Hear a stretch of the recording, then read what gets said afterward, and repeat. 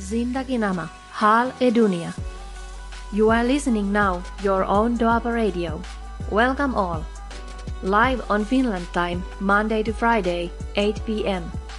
Indian time, Monday to Friday, 10:30 p.m. Repeat by Indian time, next day, 12:30 p.m. Studio number +358 44 976 1962. Join us by WhatsApp call, message and call us live in studio.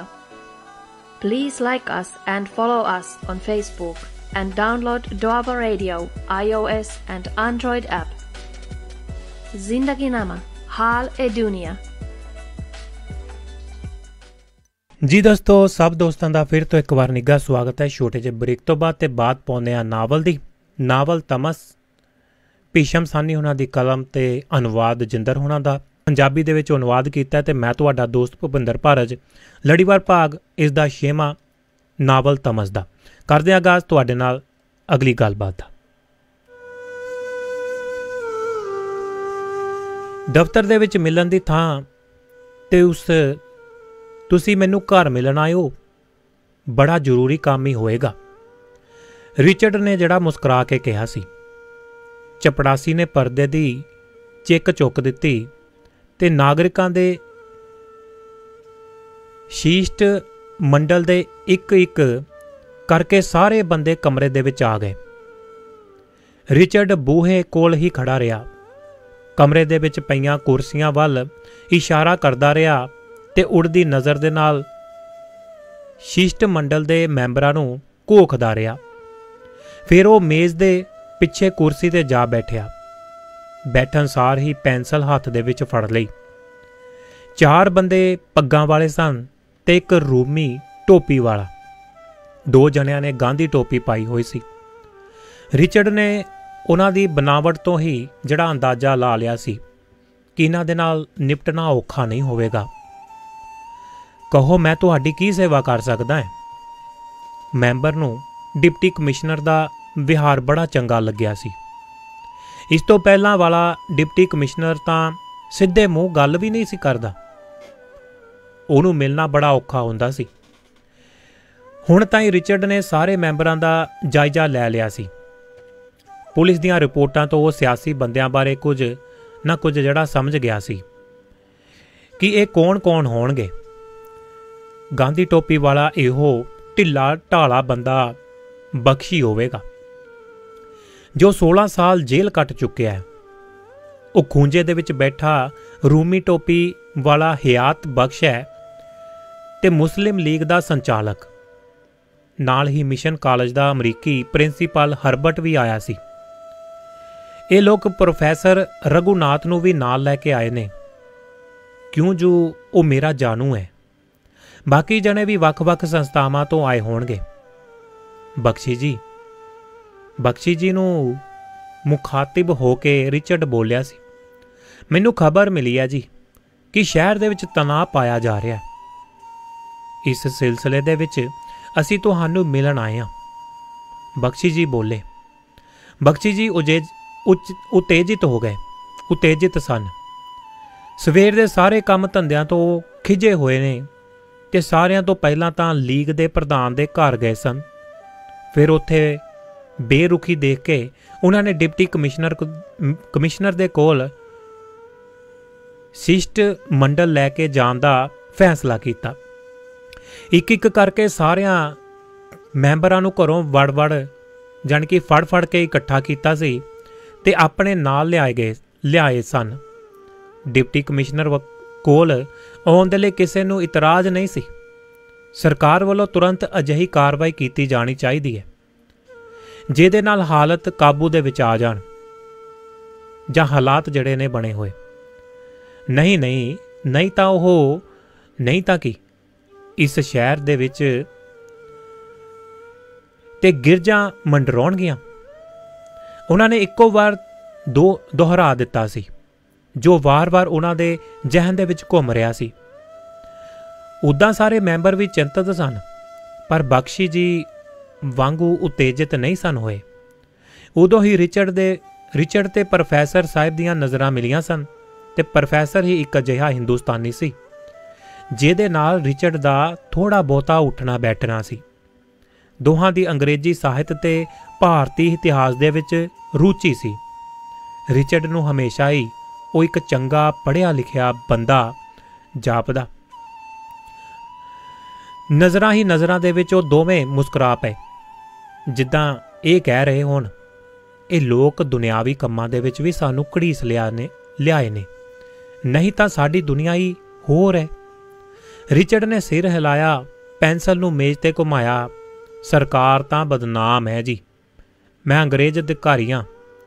British ਸਰਕਾਰ ਤੇ ਤਾਂ ਤੁਹਾਨੂੰ ਯਕੀਨ ਨਹੀਂ ਹੈ, ਉਸ ਦੀ ਗੱਲ ਤਾਂ ਤੁਸੀਂ ਕਦੋਂ ਸੁਣੋਗੇ ਫਿਰ? ਰਿਚਰਡ ਨੇ ਵਿਅੰਗ ਵਿੱਚ ਕਿਹਾ ਸੀ ਤੇ ਪੈਨਸਲ ਘੁਮਾਈ ਗਿਆ। ਪਰ ਤਾਕਤ ਤਾਂ ਬ੍ਰਿਟਿਸ਼ ਸਰਕਾਰ ਦੇ ਹੱਥ ਦੇ ਵਿੱਚ ਹੈ। ਤੁਸੀਂ ਬ੍ਰਿਟਿਸ਼ ਸਰਕਾਰ ਦੇ ਪ੍ਰਤੀਨਿਧੀ ਹੋ ਤੇ ਸ਼ਹਿਰ ਦੀ ਰੱਖਿਆ ਲਈ ਤਾਂ ਤੁਹਾਡੀ ਇਹ ਜ਼ਿੰਮੇਵਾਰੀ ਹੈ। ਬਖਸ਼ੀ ਜੀ ਬੋਲੇ। ਬੋਲਣ ਵੇਲੇ ਉਹਨਾਂ ਦੀ ਠੋਡੀ ਕੰਬਣ ਲੱਗ ਪਈ। ਉਤੇਜਨਾ ਕਾਰਨ ਚਿਹਰਾ ਵੀ ਪੀਲਾ ਪੈ ਗਿਆ। ਤਾਕਤ ਤਾਂ ਇਸ ਵੇਲੇ ਪੰਡਤ ਨਹਿਰੂ ਦੇ ਹੱਥ ਦੇ ਵਿੱਚ ਹੈ। ਰਿਚਰਡ ਨੇ ਫੇਰ ਮੁਸਕਰਾ ਕੇ ਹੌਲੀ ਜਿਹੇ ਕਹਿ ਦਿੱਤਾ। ਫਿਰ ਬਖਸ਼ੀ ਜੀ ਵੱਲ ਦੇਖ ਕੇ ਬੋਲਿਆ, ਤੁਸੀਂ ਬ੍ਰਿਟਿਸ਼ ਸਰਕਾਰ ਦੇ ਵਿਰੋਧੀ ਹੋ ਤਾਂ ਵੀ ਦੋਸ਼ ਬ੍ਰਿਟਿਸ਼ ਸਰਕਾਰ ਦਾ ਹੀ। ਦੂਜੇ ਪਾਸੇ ਜੇ ਆਪਸ ਦੇ ਵਿੱਚ ਲੜੋ ਤਾਂ ਵੀ ਦੋਸ਼ ਬ੍ਰਿਟਿਸ਼ ਸਰਕਾਰ ਦਾ।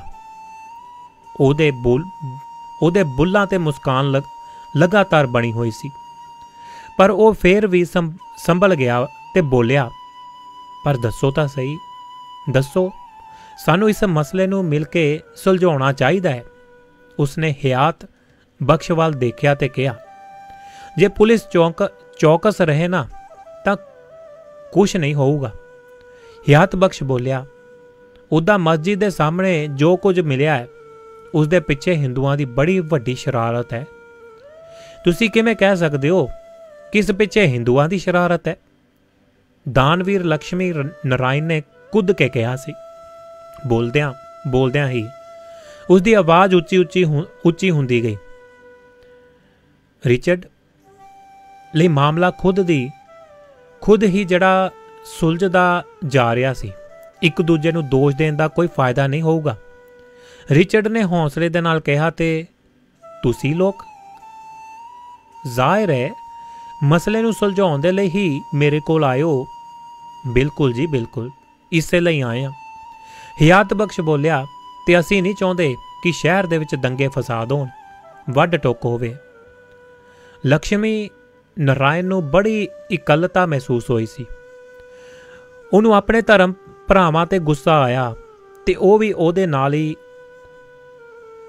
ਹੁੰਦੇ ਤਾਂ ਇਸ ਵੇਲੇ ਉਹ ਇਕੱਲੇ ਨੂੰ ਮੁਸਲਮਾਨਾਂ ਦੇ ਵਿਰੁੱਧ ਨਾ ਬੋਲਣਾ ਪੈਂਦਾ। ਡਿਪਟੀ ਕਮਿਸ਼ਨਰ ਨੂੰ ਸਭ ਗੱਲਾਂ ਦੱਸਦੇ ਕਿ ਕਿੱਦਾਂ ਜਾਮਾ ਮਸਜਿਦ ਦੇ ਵਿੱਚ ਹਥਿਆਰ ਇਕੱਠੇ ਕੀਤੇ ਜਾ ਰਹੇ ਨੇ, ਕਿੱਦਾਂ ਇੱਕ ਗਾਂ ਨੂੰ ਵੱਢਿਆ ਗਿਆ। ਇੱਥੇ ਬੋਲਣਾ ਤਾਂ ਨੱਕੂ ਬਣਨ ਵਾਲੀ ਗੱਲ ਸੀ। ਸ਼ਾਇਦ ਇਹੋ ਬਿਹਤਰ ਸੀ ਕਿ ਹਿੰਦੂਆਂ ਸਿੱਖਾਂ ਦਾ ਪ੍ਰਤੀਨਿਧ ਮੰਡਲ ਵੱਖਰੇ ਤੌਰ ਦੇ ਉੱਤੇ ਡਿਪਟੀ ਕਮਿਸ਼ਨਰ ਨੂੰ ਮਿਲਦਾ, ਉਹਦੇ ਸਾਹਮਣੇ ਸਪਸ਼ਟ ਤੌਰ ਦੇ ਉੱਤੇ ਸਾਰੀਆਂ ਗੱਲਾਂ ਖੋਲ੍ਹ ਕੇ ਰੱਖਦਾ। ਬਖਸ਼ੀ ਜੀ ਨੇ ਰਿਚਰਡ ਨੂੰ ਸੰਬੋਧਨ ਕਰਦਿਆਂ ਹੋਇਆ ਕਿਹਾ, ਜੇ ਸ਼ਹਿਰ ਦੇ ਵਿੱਚ ਪੁਲਿਸ ਗਸ਼ਤ ਕਰਨ ਲੱਗੇ, ਥਾਂ ਫੌਜ ਦੀਆਂ ਚੌਂਕੀਆਂ ਲਾ ਦਿੱਤੀਆਂ ਜਾਣ ਤਾਂ ਦੰਗਾ ਫਸਾਦ ਨਹੀਂ ਹੋਊਗਾ, ਸਥਿਤੀ ਕਾਬੂ ਦੇ ਵਿੱਚ ਆ ਜਾਵੇਗੀ। ਰਿਚਰਡ ਨੇ ਸਿਰ ਹਿਲਾਇਆ, ਫਿਰ ਮੁਸਕਰਾ ਕੇ ਬੋਲਿਆ, ਮੈਂ ਡਿਪਟੀ ਕਮਿਸ਼ਨਰ ਹਾਂ। ਫੌਜ ਦਾ ਇੰਤਜ਼ਾਮ ਤਾਂ ਮੇਰੇ ਹੱਥ ਦੇ ਵਿੱਚ ਨਹੀਂ ਹੈ। ਇੱਥੇ ਛਾਉਣੀ ਤਾਂ ਹੈ, ਪਰ ਇਸ ਦਾ ਇਹ ਮਤਲਬ ਨਹੀਂ ਕਿ ਫੌਜ ਮੇਰੇ ਹੁਕਮ ਦੇ ਨਾਲ ਕੰਮ ਕਰਦੀ ਹੈ। ਛਾਉਣੀ ਵੀ ਬ੍ਰਿਟਿਸ਼ ਸਰਕਾਰ ਦੀ ਹੈ ਤੇ ਹਕੂਮਤ ਵੀ ਬ੍ਰਿਟਿਸ਼ ਸਰਕਾਰ ਦੀ ਹੈ। ਬਖਸ਼ੀ ਜੀ ਨੇ ਕਿਹਾ, ਜੇ ਤੁਸੀਂ ਫੌਜ ਬੁਲਾ ਦਿਓਗੇ ਤਾਂ ਮਾਮਲਾ ਕਾਬੂ ਦੇ ਵਿੱਚ ਆ ਜਾਊਗਾ ਜੀ। ਰਿਚਰਡ ਨੇ ਸਿਰ ਹਿਲਾ ਦਿੱਤਾ। ਫੌਜ ਨੂੰ ਮੈਂ ਹੁਕਮ ਨਹੀਂ ਦੇ ਸਕਦਾ, ਇਹ ਤਾਂ ਤੁਸੀਂ ਵੀ ਜਾਣਦੇ ਹੋਵੋਗੇ। ਡਿਪਟੀ ਕਮਿਸ਼ਨਰ ਨੂੰ ਅਜਿਹਾ ਕੋਈ ਵੀ ਹੱਕ ਨਹੀਂ ਹੁੰਦਾ ਹੈ। ਤੁਸੀਂ ਫੌਜ ਨਹੀਂ ਬੁਲਾ ਸਕਦੇ ਤਾਂ ਸ਼ਹਿਰ ਦੇ ਵਿੱਚ ਕਰਫਿਊ ਤਾਂ ਲਾ ਦਿਓ ਜੀ। ਇਹਦੇ ਨਾਲ ਹਾਲਾਤ ਜਿਹੜੇ ਸੰਭਲ ਜਾਣਗੇ। ਪੁਲਿਸ ਦੀਆਂ ਹੀ ਚੌਂਕੀਆਂ ਲਾ ਦਿਓ। ਐਦਾਂ ਦੀ ਨਿੱਕੀ ਜਿਹੀ ਗੱਲ ਨੂੰ ਲੈ ਕੇ ਕਰਫਿਊ ਲਾ ਦੇਣ ਦੇ ਨਾਲ ਤਾਂ ਸ਼ਹਿਰ ਦੇ ਵਿੱਚ ਘਬਰਾਹਟ ਹੋਰ ਜ਼ਿਆਦਾ ਵੱਧ ਨਹੀਂ ਜਾਵੇਗੀ। ਤੁਸੀਂ ਕੀ ਸੋਚਦੇ ਹੋ ਇਸ ਦੇ ਬਾਰੇ? ਰਿਚਰਡ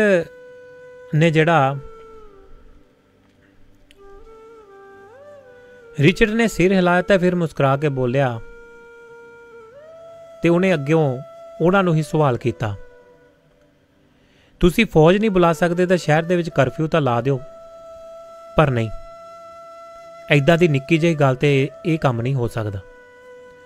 ਰਿਚਰਡ ਨੇ ਇਸ ਲਹਿਜੇ ਦੇ ਨਾਲ ਇਹ ਸ਼ਬਦ ਕਹੇ ਜਿੱਦਾਂ ਉਹ ਸਲਾਹ ਮੰਗ ਰਿਹਾ ਹੋਵੇ।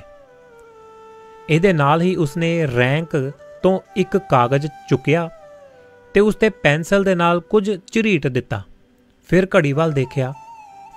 ਸਰਕਾਰ ਆਪਣੇ ਵੱਲੋਂ ਜੋ ਕਾਰਵਾਈ ਕਰ ਸਕਦੀ ਹੈ ਜ਼ਰੂਰ ਕਰੇਗੀ।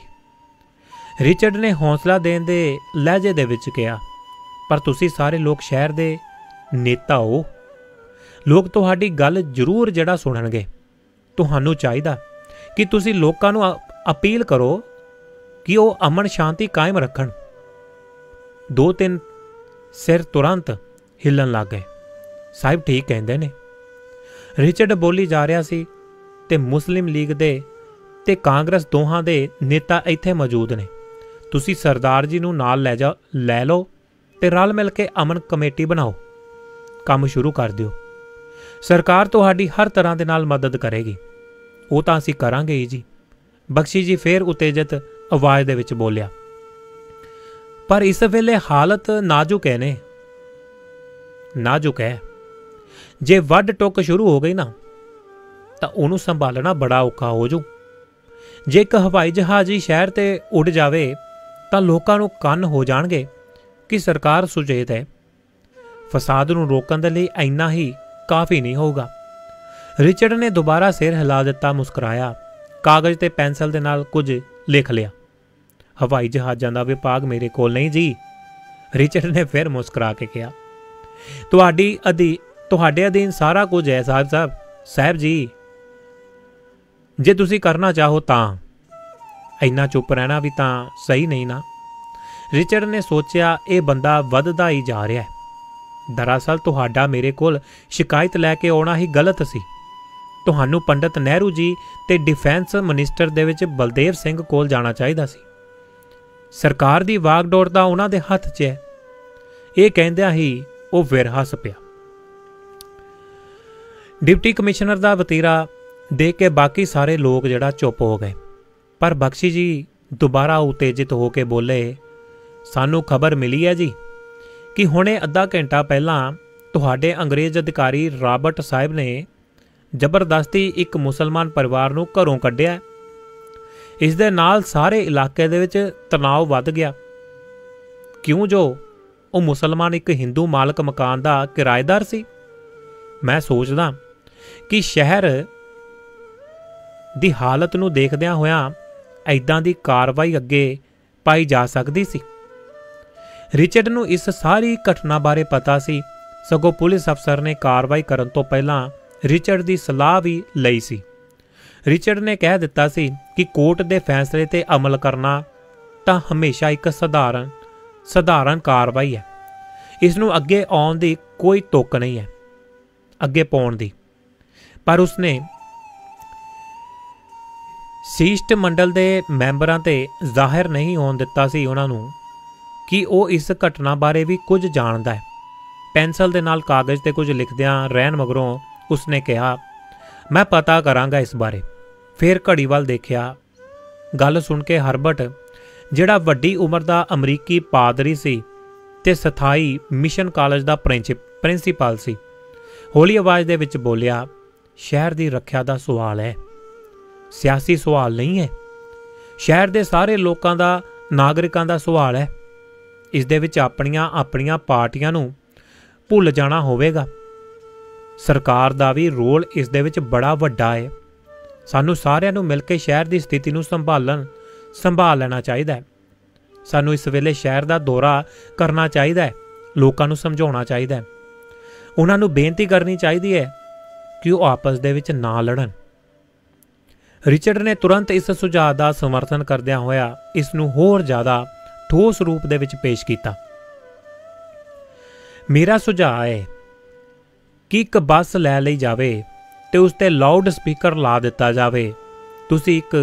ਤੁਸੀਂ ਲੋਕ ਜਿਹੜੇ ਉਸ ਦੇ ਵਿੱਚ ਬੈਠ ਜਾਓ ਤੇ ਸਾਰੇ ਸ਼ਹਿਰ ਦੇ ਵਿੱਚ ਚੱਕਰ ਲਾ ਕੇ ਲੋਕਾਂ ਤਾਈਂ ਆਪਣੀ ਆਵਾਜ਼ ਪਹੁੰਚਾਓ।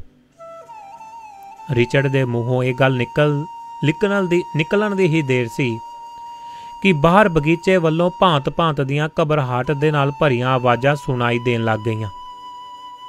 ਪੁਲ ਦੇ ਪਾਰ ਇੱਕ ਹਿੰਦੂ ਦਾ ਕਤਲ ਕਰ ਦਿੱਤਾ ਗਿਆ ਏ। ਬਾਹਰ ਬੈਠੇ ਚਪੜਾਸੀ ਨੂੰ ਕੋਈ ਬੰਦਾ ਕਹਿ ਰਿਹਾ ਸੀ। ਸਾਰੇ ਬਾਜ਼ਾਰ ਬੰਦ ਹੋ ਗਏ ਨੇ। ਸਿਸ਼ਟ ਮੰਡਲ ਦੇ ਮੈਂਬਰਾਂ ਦੇ ਕੰਨ ਖੜੇ ਹੋ ਗਏ। ਡਿਪਟੀ ਕਮਿਸ਼ਨਰ ਦਾ ਬੰਗਲਾ ਸ਼ਹਿਰ ਤੋਂ ਬੜੀ ਦੂਰ ਸੀ। ਜੇ ਸੱਚਮੁੱਚ ਫਸਾਦ ਛਿੜ ਗਿਆ ਤਾਂ ਉਹਨਾਂ ਦੇ ਲਈ ਆਪਣੇ ਘਰ ਤਾਈਂ ਪਹੁੰਚਣਾ ਔਖਾ ਹੋ ਜਾਊ।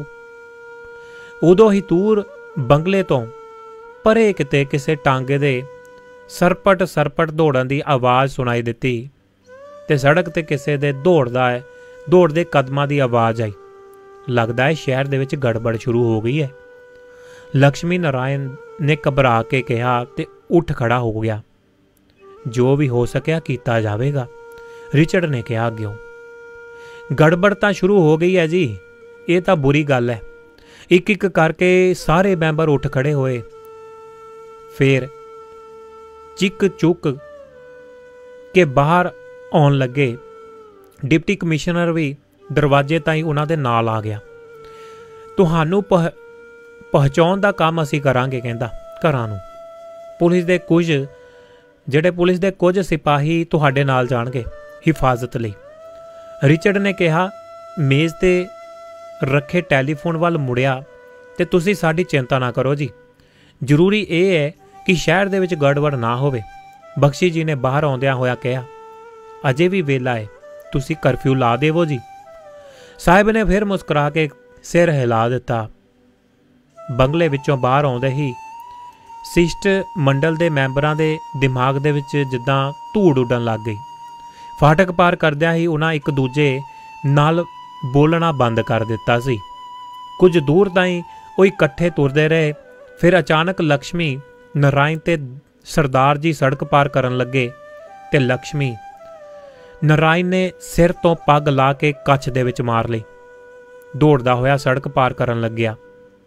ਬੰਗਲੇ ਤੋਂ ਬਾਹਰ ਸੜਕ ਤੇ ਪਹੁੰਚਦਿਆਂ ਹੀ ਸੱਜੇ ਹੱਥ ਢਲਾਣ ਪੈਂਦੀ ਸੀ, ਜਿਹੜੀ ਸਿੱਧੀ ਹੀ ਉਸ ਪੁਲ ਤਾਈਂ ਚਲੀ ਗਈ ਸੀ, ਜਿਹੜੀ ਸ਼ਹਿਰ ਨੂੰ ਛਾਉਣੀ ਤੋਂ ਵੱਖ ਕਰਦੀ ਸੀ। ਹਰਬਟ ਆਪਣੇ ਸਾਈਕਲ ਤੇ ਆਇਆ ਸੀ ਤੇ ਬੁੱਢਾ ਬੰਦਾ ਅਜੇ ਵੀ ਸਾਈਕਲ ਚਲਾਉਂਦਾ ਸੀ। ਉਹ ਆਹਿਸਤਾ ਸਾਈਕਲ ਚਲਾਉਂਦਾ ਹੋਇਆ ਢਲਾਣ ਉਤਰ ਗਿਆ ਤੇ ਇੱਕ ਵਾਰ ਉਹਦੇ ਮਨ ਦੇ ਵਿੱਚ ਆਇਆ ਕਿ ਪੁੱਛੇ ਤਾਂ ਸਹੀ ਕਿ ਅਮਨ ਕਮੇਟੀ ਦੀ ਬੈਠਕ ਕਦੋਂ ਤੇ ਕਿੱਥੇ ਹੋਵੇਗੀ। ਪਰ ਇਹਨਾਂ ਲੋਕਾਂ ਨੂੰ ਘਬਰਾਇਆ ਦੇਖ ਕੇ ਚੁੱਪ ਕੇ ਹੋ ਗਿਆ। ਜੇ ਦੰਗੇ ਛਿੜ ਪਏ ਤਾਂ ਬੈਠਕ ਹੁਣ ਕੀ ਹੋਵੇਗੀ। ਫਿਰ ਹਯਾਤ ਬਖਸ਼ ਦੌੜ ਨਹੀਂ ਸੀ ਰਿਹਾ। ਉਹ ਸਿਰਫ ਤੇਜ਼ ਤੁਰ ਰਿਹਾ ਸੀ। ਵਾਰ-ਵਾਰ ਪਿੱਛੇ ਘੁੰਮ ਕੇ ਦੇਖ ਰਿਹਾ ਸੀ। ਪਿੱਛੇ ਵੱਲ ਲਗਭਗ ਸਾਰੇ ਘੁੰਮ ਕੇ ਦੇਖ ਰਹੇ ਸਨ। ਕੋਈ ਗੱਲ ਨਹੀਂ, ਤੁਰੇ ਚਲੋ, ਆਰਾਮ ਦੇ ਨਾਲ ਚੱਲੋ। ਇਲਾਕਾ ਮੁਸਲਮਾਨੀਆ ਹੈ, ਉਸਨੇ ਦਿਲ ਦੇ ਵਿੱਚ ਕਿਹਾ। ਸੜਕ ਤੋਂ ਪਾਰ ਸਰਦਾਰ ਜੀ ਕਦਮ ਵਧਾਉਂਦੇ ਹੋਏ ਅੱਗੇ ਨਿਕਲ ਗਏ। ਉਹਨਾਂ ਦੇ ਮਗਰ ਕਰੀਬ 4-5 ਗਜ ਦੀ ਦੂਰੀ ਤੇ ਲక్ష్ਮੀ ਨਾਰਾਇਣ ਆਪਣੇ ਕਦਮ ਵਧਾਉਂਦੇ ਹੋਏ ਤੁਰਿਆ ਆਉਂਦਾ ਸੀ। ਦੇਹ ਭਾਰੀ ਹੋਣ ਦੇ ਕਾਰਨ ਉਸਦੇ ਲਈ ਤੇਜ਼ ਜਿਹੜਾ ਤੁਰਨਾ ਔਖਾ ਹੋ ਰਿਹਾ ਸੀ। ਉਹ ਵਾਰ-ਵਾਰ ਰੁਮਾਲ ਦੇ ਨਾਲ ਆਪਣੀ ਧੌਣ ਸਾਫ਼ ਕਰ ਰਿਹਾ ਸੀ ਤੇ ਬਖਸ਼ੀ ਤੇ ਮਹਿਤਾ ਕੁਝ ਦੇਰ ਤਾਈਂ ਗੇਟ ਕੋਲ ਹੀ ਜਿਹੜਾ ਠਿਠਕੇ ਖੜੇ ਰਹੇ। ਫਿਰ ਉਹ ਵੀ ਢਲਾਣ ਉਤਰਨ ਲੱਗ ਗਏ ਤੇ ਅੱਗੇ ਆਓ ਟਾਂਗਾ ਕਰ ਲਈਏ। ਪੈਦਲ ਪਹੁੰਚਣ ਦੇ ਵਿੱਚ ਬੜੀ ਦੇਰ ਲੱਗੇਗੀ, ਮਹਿਤੇ ਨੇ ਕਿਹਾ। ਬਖਸ਼ੀ ਰੁਕ ਗਿਆ। ਇੱਕ ਟਾਂਗਾ ਮਗਰੋਂ ਆ ਰਿਹਾ ਸੀ। ਮਹਿਤੇ ਨੇ ਘੋੜੇ ਦੀ ਟਾਪ ਸੁਣੀ ਤੇ ਸੜਕ ਕੰਢੇ ਖੜ ਗਿਆ। ਹੱਥ ਹਿਲਾ ਕੇ ਉਹਨੂੰ ਰੁਕਣ ਦਾ ਇਸ਼ਾਰਾ ਕੀਤਾ। ਕਿੱਥੇ ਜਾਣਾ? ਕਾਲੇ ਰੰਗ ਦੇ ਛੋਟੀ ਉਮਰ ਦੇ ਟਾਂਗੇ ਵਾਲੇ ਨੇ ਘੋੜੇ ਦੀ ਵਾਗੂ ਖਿੱਚਦਿਆਂ ਹੋਇਆਂ ਪੁੱਛਿਆ ਸੀ। ਅੱਡੇ ਤਾਈਂ ਲੈ ਚਲੋ ਜੀ। ਚੱਲਣਾ ਹੈ? 2 ਰੁਪਏ ਲੱਗਣਗੇ। ਕਿਉਂ 2 ਰੁਪਏ ਕਿਹੜੀ ਗੱਲ ਦੇ? मजाक है कोई? बख्शी जी ने अपनी पुरानी आदत वजों कहा। टांगा तुरन लगा। बैठो बैठो बख्शी जी, जो मंगदा है दिओ, ये वेला सौदा करन दा नहीं है। चलो बैठो। मेहता जी मगरली सीट ते बैठ गए ते जल्दी तो जल्दी शहर पहुंचो। उन्हां नूं टांगे ते चढ़दे देख के लक्ष्मी नारायण दी भी मुड़ के उन्हां वल जान लग पिया, पर टांगा तुर पिया सी। लक्ष्मी नारायण सड़क दे विचाले खड़ा उन्हां नूं देखदा रह गया। हिंदू हिंदू हिंदुआं नाल अजिहा सलूक करनगे? प्राचीन काल तो इहो कुछ हुंदा आ रहा है। वाह ओए वाह, ओए हिंदूओ, लक्ष्मी नारायण ने गुस्से दे नाल मन दे विच कहा सी। सूटी मारदा उन्हां कदमां दे नाल पटड़ी ते मुड़ परत आया। इस वेले बाकी 3 बंदे एक दूजे तो काफ़ी दूर ते जड़ा ढलान उतर रहे सन। लक्ष्मी नारायण तो कुछ कु अगे हकीम अब्दुल गनी सन, जिहड़े कांग्रेस कमेटी दे पुराने कारकुन ते अहुदेदार सन। उन्हां तो अगे सरदार जी सी ते सारियां तो अगे हयात बख्श। हयात बख्श ने कोट ला के मोढिਆਂ ते रखिया होया सी ते टांगे दे विच बैठदियां ही बख्शी ने कहा, कुछ लोकां नूं टांगे दे विच बैठा लो, किसे नूं ना बिठाओ बख्शी जी, इत्थे खब्बे पासे निकल चलो, वो अपना प्रबंध कर लैणगे आपे। मेहता बोलिया। फिर तर्क देण दी कोशिश करन लगा, किहनूं किहनूं बैठाओगे? बख्शी जी नूं लगा कि जिद्दां उन्हां टांगे दे विच बैठ के कोई गलती ही कीती है। उन्हां नूं मेहता जी ते गुस्सा भी आया ते खुद ते भी खिज चढ़ी कि क्यों वो मेहता ते होर लोकां दीयां गल्लां दे विच आ जांदे ने। इत्थे इकट्ठे आए सी असीं, इकट्ठियां ही जाना चाहिदा सी, पर वो फिर भी बैठे रहे। टांगा जदों हयात बख्श कोलों लंघिया तां वो हस के बोलिया, दौड़ चले करियाड़ो, दौड़ चले, पहला ढारस दिंदे हो, मगरों फिर पिछों दी दौड़दे हो। बख्शी जी दे नाल वो काफ़ी खुल के जिहड़ा गल करदा सी। इसे शहर दे विच दोवें वड्डे होए सन ते अलग अलग सियासी पार्टियां दे बावजूद वो एक दूजे नूं हस के मिलदे सन। दोहां दा आपस दे विच मजाक चलदा ही रहिंदा। हयात बख्श ने घुम के पिछे देखिया, अपने मगर सरदार बिशन सिंह नूं आउंदियां देख के वो बोलिया, बख्शी जी दौड़ गए, अमन कराउन तुरे सी हो, एक खसलत ये इन्हां लोकां दी। पर बिशन सिंह चुप ही रहा, सिर नवा के तुरदा रहा ते सारियां तो मगर तुर रहे लक्ष्मी नारायण दी इच्छा हुई कि अगे वध के जिद्दां भी होवे हयात बख्श दे नाल नाल तुरे। ये इलाका जिहड़ा मुसलमानी सी, मुसलमान दे नाल तुरदे हुए बिना खतरे तो इलाका पार कर जाणगे। हयात बख्श नूं जानदे भी सारे जाने सन। रुको जी रुको, इन्नी काहली भी की है तुहानूं? उसने उच्ची आवाज़ दे विच कहा। उसकी आवाज़ सुन के तीनों बंदे अपनी अपनी थां ते रुक गए, पर लक्ष्मी नारायण सीधा अगे जाके हयात बख्श कोल जा खड़िया। बड़ी बुरी गल होगी जे शहर दे विच गड़बड़ हो गई, उसने कहा। हयात बख्श लक्ष्मी नारायण दा इरादा समझ गया। इस दे विच हयात बख्श दा अपना हित भी सी ते क्यों जू पुल पार तो मगरों थोड़ी दूर अगे जाके हिंदुआं दा मुहल्ला शुरू हो जाता सी। हयात बख्श दा घर उस तो भी अगाह सी। लक्ष्मी नारायण दे नाल होवेगा तां हिंदुआं दा मुहल्ला पार करवा देवेगा। उदां हयात बख्श भी जानदा सी कि डर खतरे वाली कोई गल नहीं। सारे लोग शहर दे मन्ने परमन्ने बजुर्ग सन।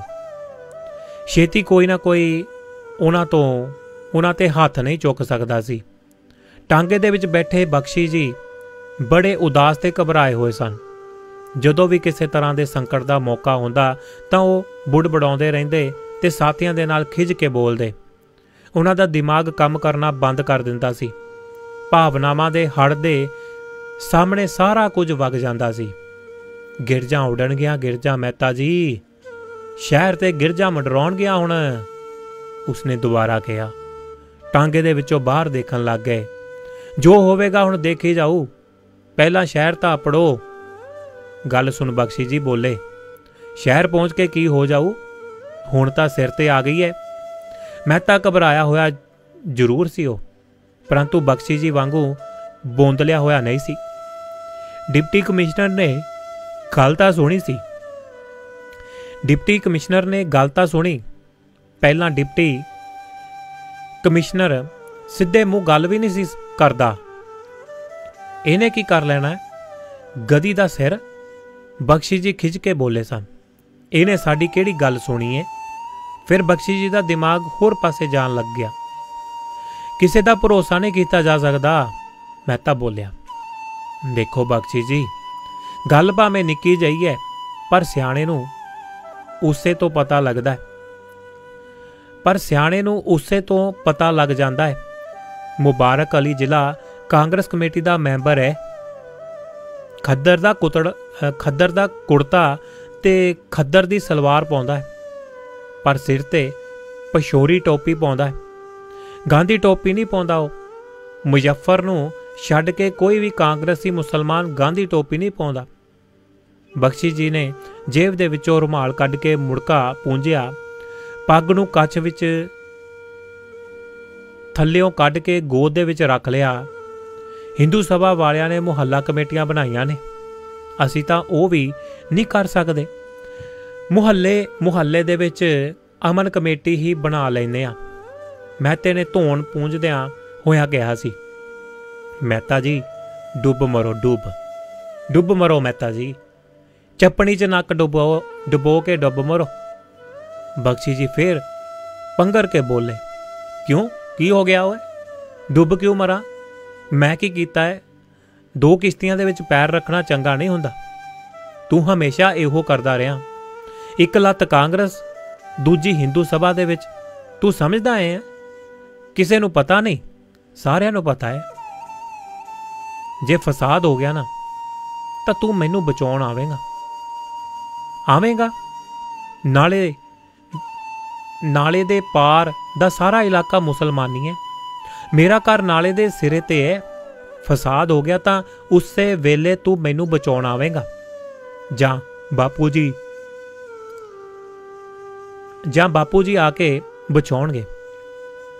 ਉਸ ਵੇਲੇ ਤਾਂ ਮੈਨੂੰ ਮੁਹੱਲੇ ਵਾਲੇ ਹਿੰਦੂਆਂ ਦਾ ਹੀ ਆਸਰਾ ਹੋਵੇਗਾ। ਛੁਰਾ ਮਾਰਨ ਵਾਲਾ ਮੈਨੂੰ ਤਾਂ ਨਹੀਂ ਪੁੱਛੇਗਾ ਕਿ ਤੂੰ ਕਾਂਗਰਸ ਵਿੱਚ ਹੈ ਸੀ ਜਾਂ ਕਿ ਹਿੰਦੂ ਮਹਾਸਭਾ 'ਚ।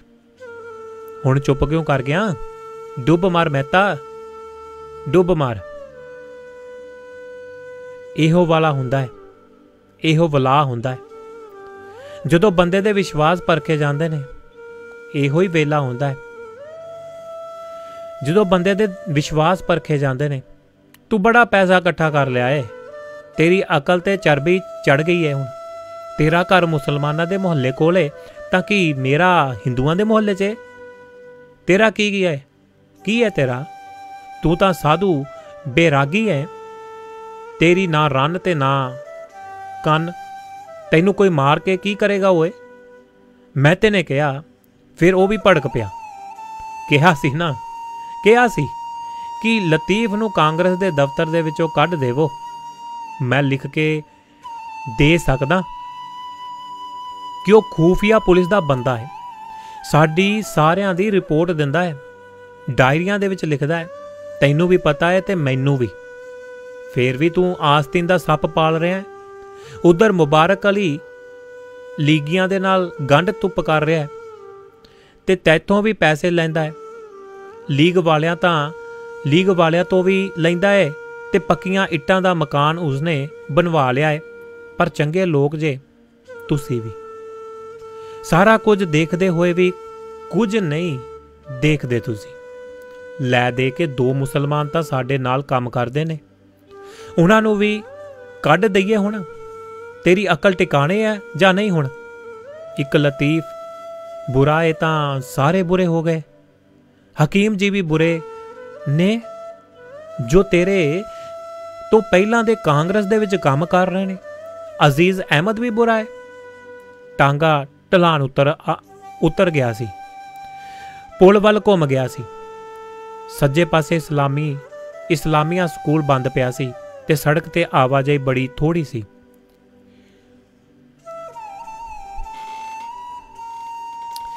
ਇਸਲਾਮੀਆ ਸਕੂਲ ਦੀ ਇਮਾਰਤ ਤੋਂ ਬਾਹਰ 4-5 ਜਣੇ ਘੇਰਾ ਜਿਹਾ ਪਾਈ ਖੜੇ ਸਨ। ਕਿਸੇ ਕਿਸੇ ਵੇਲੇ ਟਾਂਗਾ ਜਾਂ ਸਾਈਕਲ ਸਵਾਰ ਸੜਕ ਤੋਂ ਲੰਘ ਰਿਹਾ ਸੀ ਤੇ ਪਿੱਛੇ ਅਜੇ ਵੀ 4 ਜਣੇ ਢਲਾਨ ਉਤਰ ਰਹੇ ਸਨ।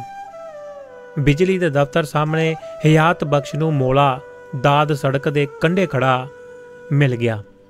ਦਾੜੀ ਵਾਲਾ ਮੋਲਾ ਦਾਦ, ਜੋ ਬਿਜਲੀ ਕੰਪਨੀ ਦੇ ਵਿੱਚ ਕਲਰਕ ਸੀ ਤੇ ਮੁਸਲਿਮ ਲੀਗ ਦਾ ਕਾਰਕੁਨ ਸੀ। ਕੀ ਕਰ ਰਹੇ ਹੋ ਓਏ?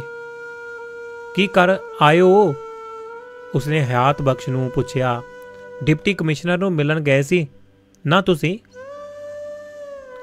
ਮਿਲ ਆਏ ਆ ਉਹਨੂੰ ਜੀ। ਉਹਦੇ ਕੋਲ ਹੀ ਬੈਠੇ ਸੀ ਕਿ ਬਾਹਰ ਰੋਲਾ ਪੈ ਗਿਆ। ਸਾਰਿਆਂ ਨੇ ਸੋਚਿਆ ਗੜਬੜ ਹੋ ਗਈ ਹੈ। ਬੈਠਕ ਮੁਲਤਵੀ ਹੋ ਗਈ। ਸਾਰੇ ਉੱਥੋਂ ਨਿਕਲ ਆਏ ਤੇ ਸ਼ਹਿਰ ਦੀ ਖਬਰ ਹੈ। ਤਣਾਅ ਹੈ, ਤਣਾਅ ਵੱਧ ਰਿਹਾ ਹੈ। ਰੱਤੇ ਦੇ ਕੋਲੋਂ ਸੁਣਿਆ ਹੈ ਮੈਂ, ਕੋਈ ਗੜਬੜ ਹੋਈ ਹੈ। ਇੱਧਰ ਪਿੱਛੇ ਦਾ ਕੀ ਹਾਲ ਹੈ ਤੁਹਾਡੇ? ਪਿੱਛੇ ਠੀਕ ਹੈ ਅਜੇ। ਇੰਨੇ ਨੂੰ ਹਕੀਮ ਅਬਦਲ ਗਣੀ ਤੇ ਸਰਦਾਰ ਬਿਸ਼ਨ ਸਿੰਘ ਵੀ ਅੱਪੜ ਗਏ। ਕੁਝ ਦੂਰੀ ਤਾਈਂ ਅਲੱਗ-ਅਲੱਗ ਤੁਰਨ ਪਿੱਛੋਂ ਦੋਵੇਂ ਇਕੱਠੇ ਚੱਲਣ ਲੱਗ ਗਏ ਪਏ ਸਨ। ਹਕੀਮ ਜੀ ਕਾਂਗਰਸੀ ਮੁਸਲਮਾਨ ਸਨ, ਸੋ ਬਿਸ਼ਨ ਸਿੰਘ ਨੂੰ ਇਹਨਾਂ ਦੇ ਨਾਲ ਤੁਰਨ ਦੇ ਵਿੱਚ ਕੋਈ ਸੰਕੋਚ ਨਾ ਹੋਇਆ ਤੇ ਫਸਾਦ ਹੋਣਾ ਵੀ ਨਹੀਂ ਚਾਹੀਦਾ। ਲక్ష్ਮੀ ਨਾਰਾਇਣ ਬੋਲਿਆ, ਬੜੀ ਬੁਰੀ ਗੱਲ ਹੈ। ਮੋਲਾ ਦਾਦ ਨੇ ਬੜੀ ਤਿੱਖੀ ਨਜ਼ਰ ਦੇ ਨਾਲ ਲక్ష్ਮੀ ਨਾਰਾਇਣ ਵੱਲ ਦੇਖਿਆ ਸੀ। ਤੁਹਾਡੇ ਲੋਕਾਂ ਦਾ ਵੱਸ ਚੱਲੇ ਨਾ ਤਾਂ ਫਸਾਦ ਕਰਵਾ ਕੇ ਹੀ ਛੱਡਣਗੇ। ਅਸੀਂ ਲੋਕ ਬਰਦਾਸ਼ਤ ਕਰੀ ਜਾ ਰਹੇ ਹਾਂ। ਫਿਰ ਉਸ ਦੀ ਨਜ਼ਰ ਹਕੀਮ ਜੀ ਤੇ ਪੈ ਗਈ। ਉਹਨਾਂ ਨੂੰ ਦੇਖਦਿਆਂ ਹੀ ਮੌਲਾ ਦਾਦ ਦਾ ਪਾਰਾ ਤੇਜ਼ ਹੋ ਗਿਆ। ਹਿੰਦੂਆਂ ਦਾ ਇਹ ਕੁੱਤਾ ਵੀ ਤੁਹਾਡੇ ਨਾਲ ਗਿਆ ਸੀ? ਇਹ ਕਿਸ ਦੀ ਨੁਮਾਇੰਦਗੀ ਕਰਨ ਗਿਆ ਸੀ? ਤਿੰਨੇ ਚੁੱਪ ਹੋਏ। ਹਕੀਮ ਜੀ ਸੁਣੀ ਅਣਸੁਣੀ ਕਰਦੇ ਹੋਏ ਮੂੰਹ ਉੱਚਾ ਚੁੱਕ ਕੇ ਪੁਲ ਵੱਲ ਦੇਖਣ ਲੱਗ ਪਏ।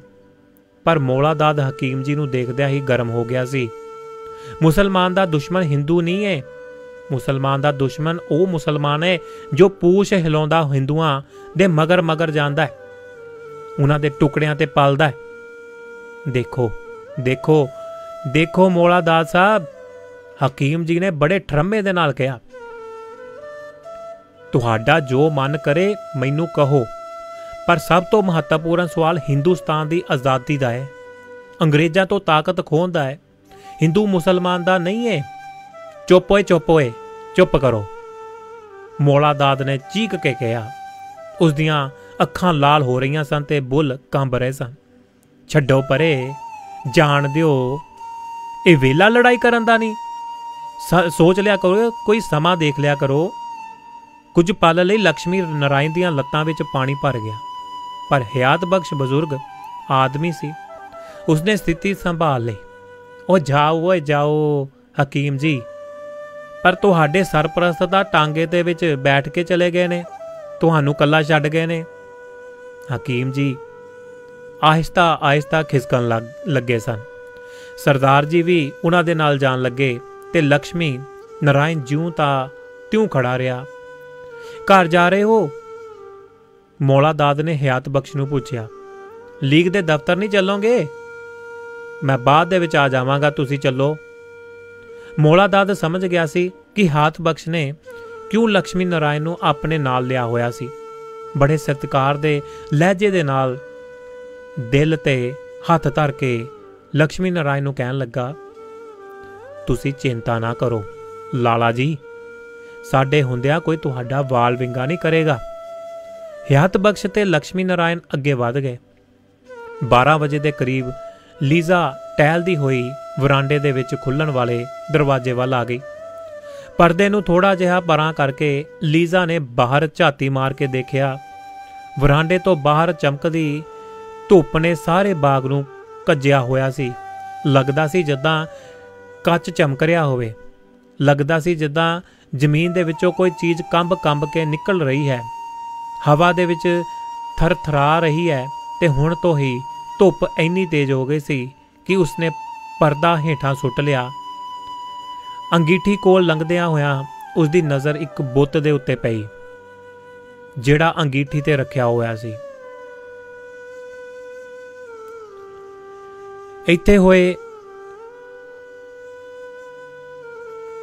ਇੱਥੇ ਹੋਏ ਢਿੱਡ ਵਾਲਾ ਕੋਈ ਹਿੰਦੂ ਦੇਵਤਾ ਜਿਸ ਦੇ ਮੱਥੇ ਤੇ ਲਾਲ ਤੇ ਚਿੱਟੀਆਂ ਰੇਖਾਵਾਂ ਖਿੱਚੀਆਂ ਹੋਈਆਂ ਸਨ ਬੈਠਾ ਹੱਸ ਰਿਹਾ ਸੀ।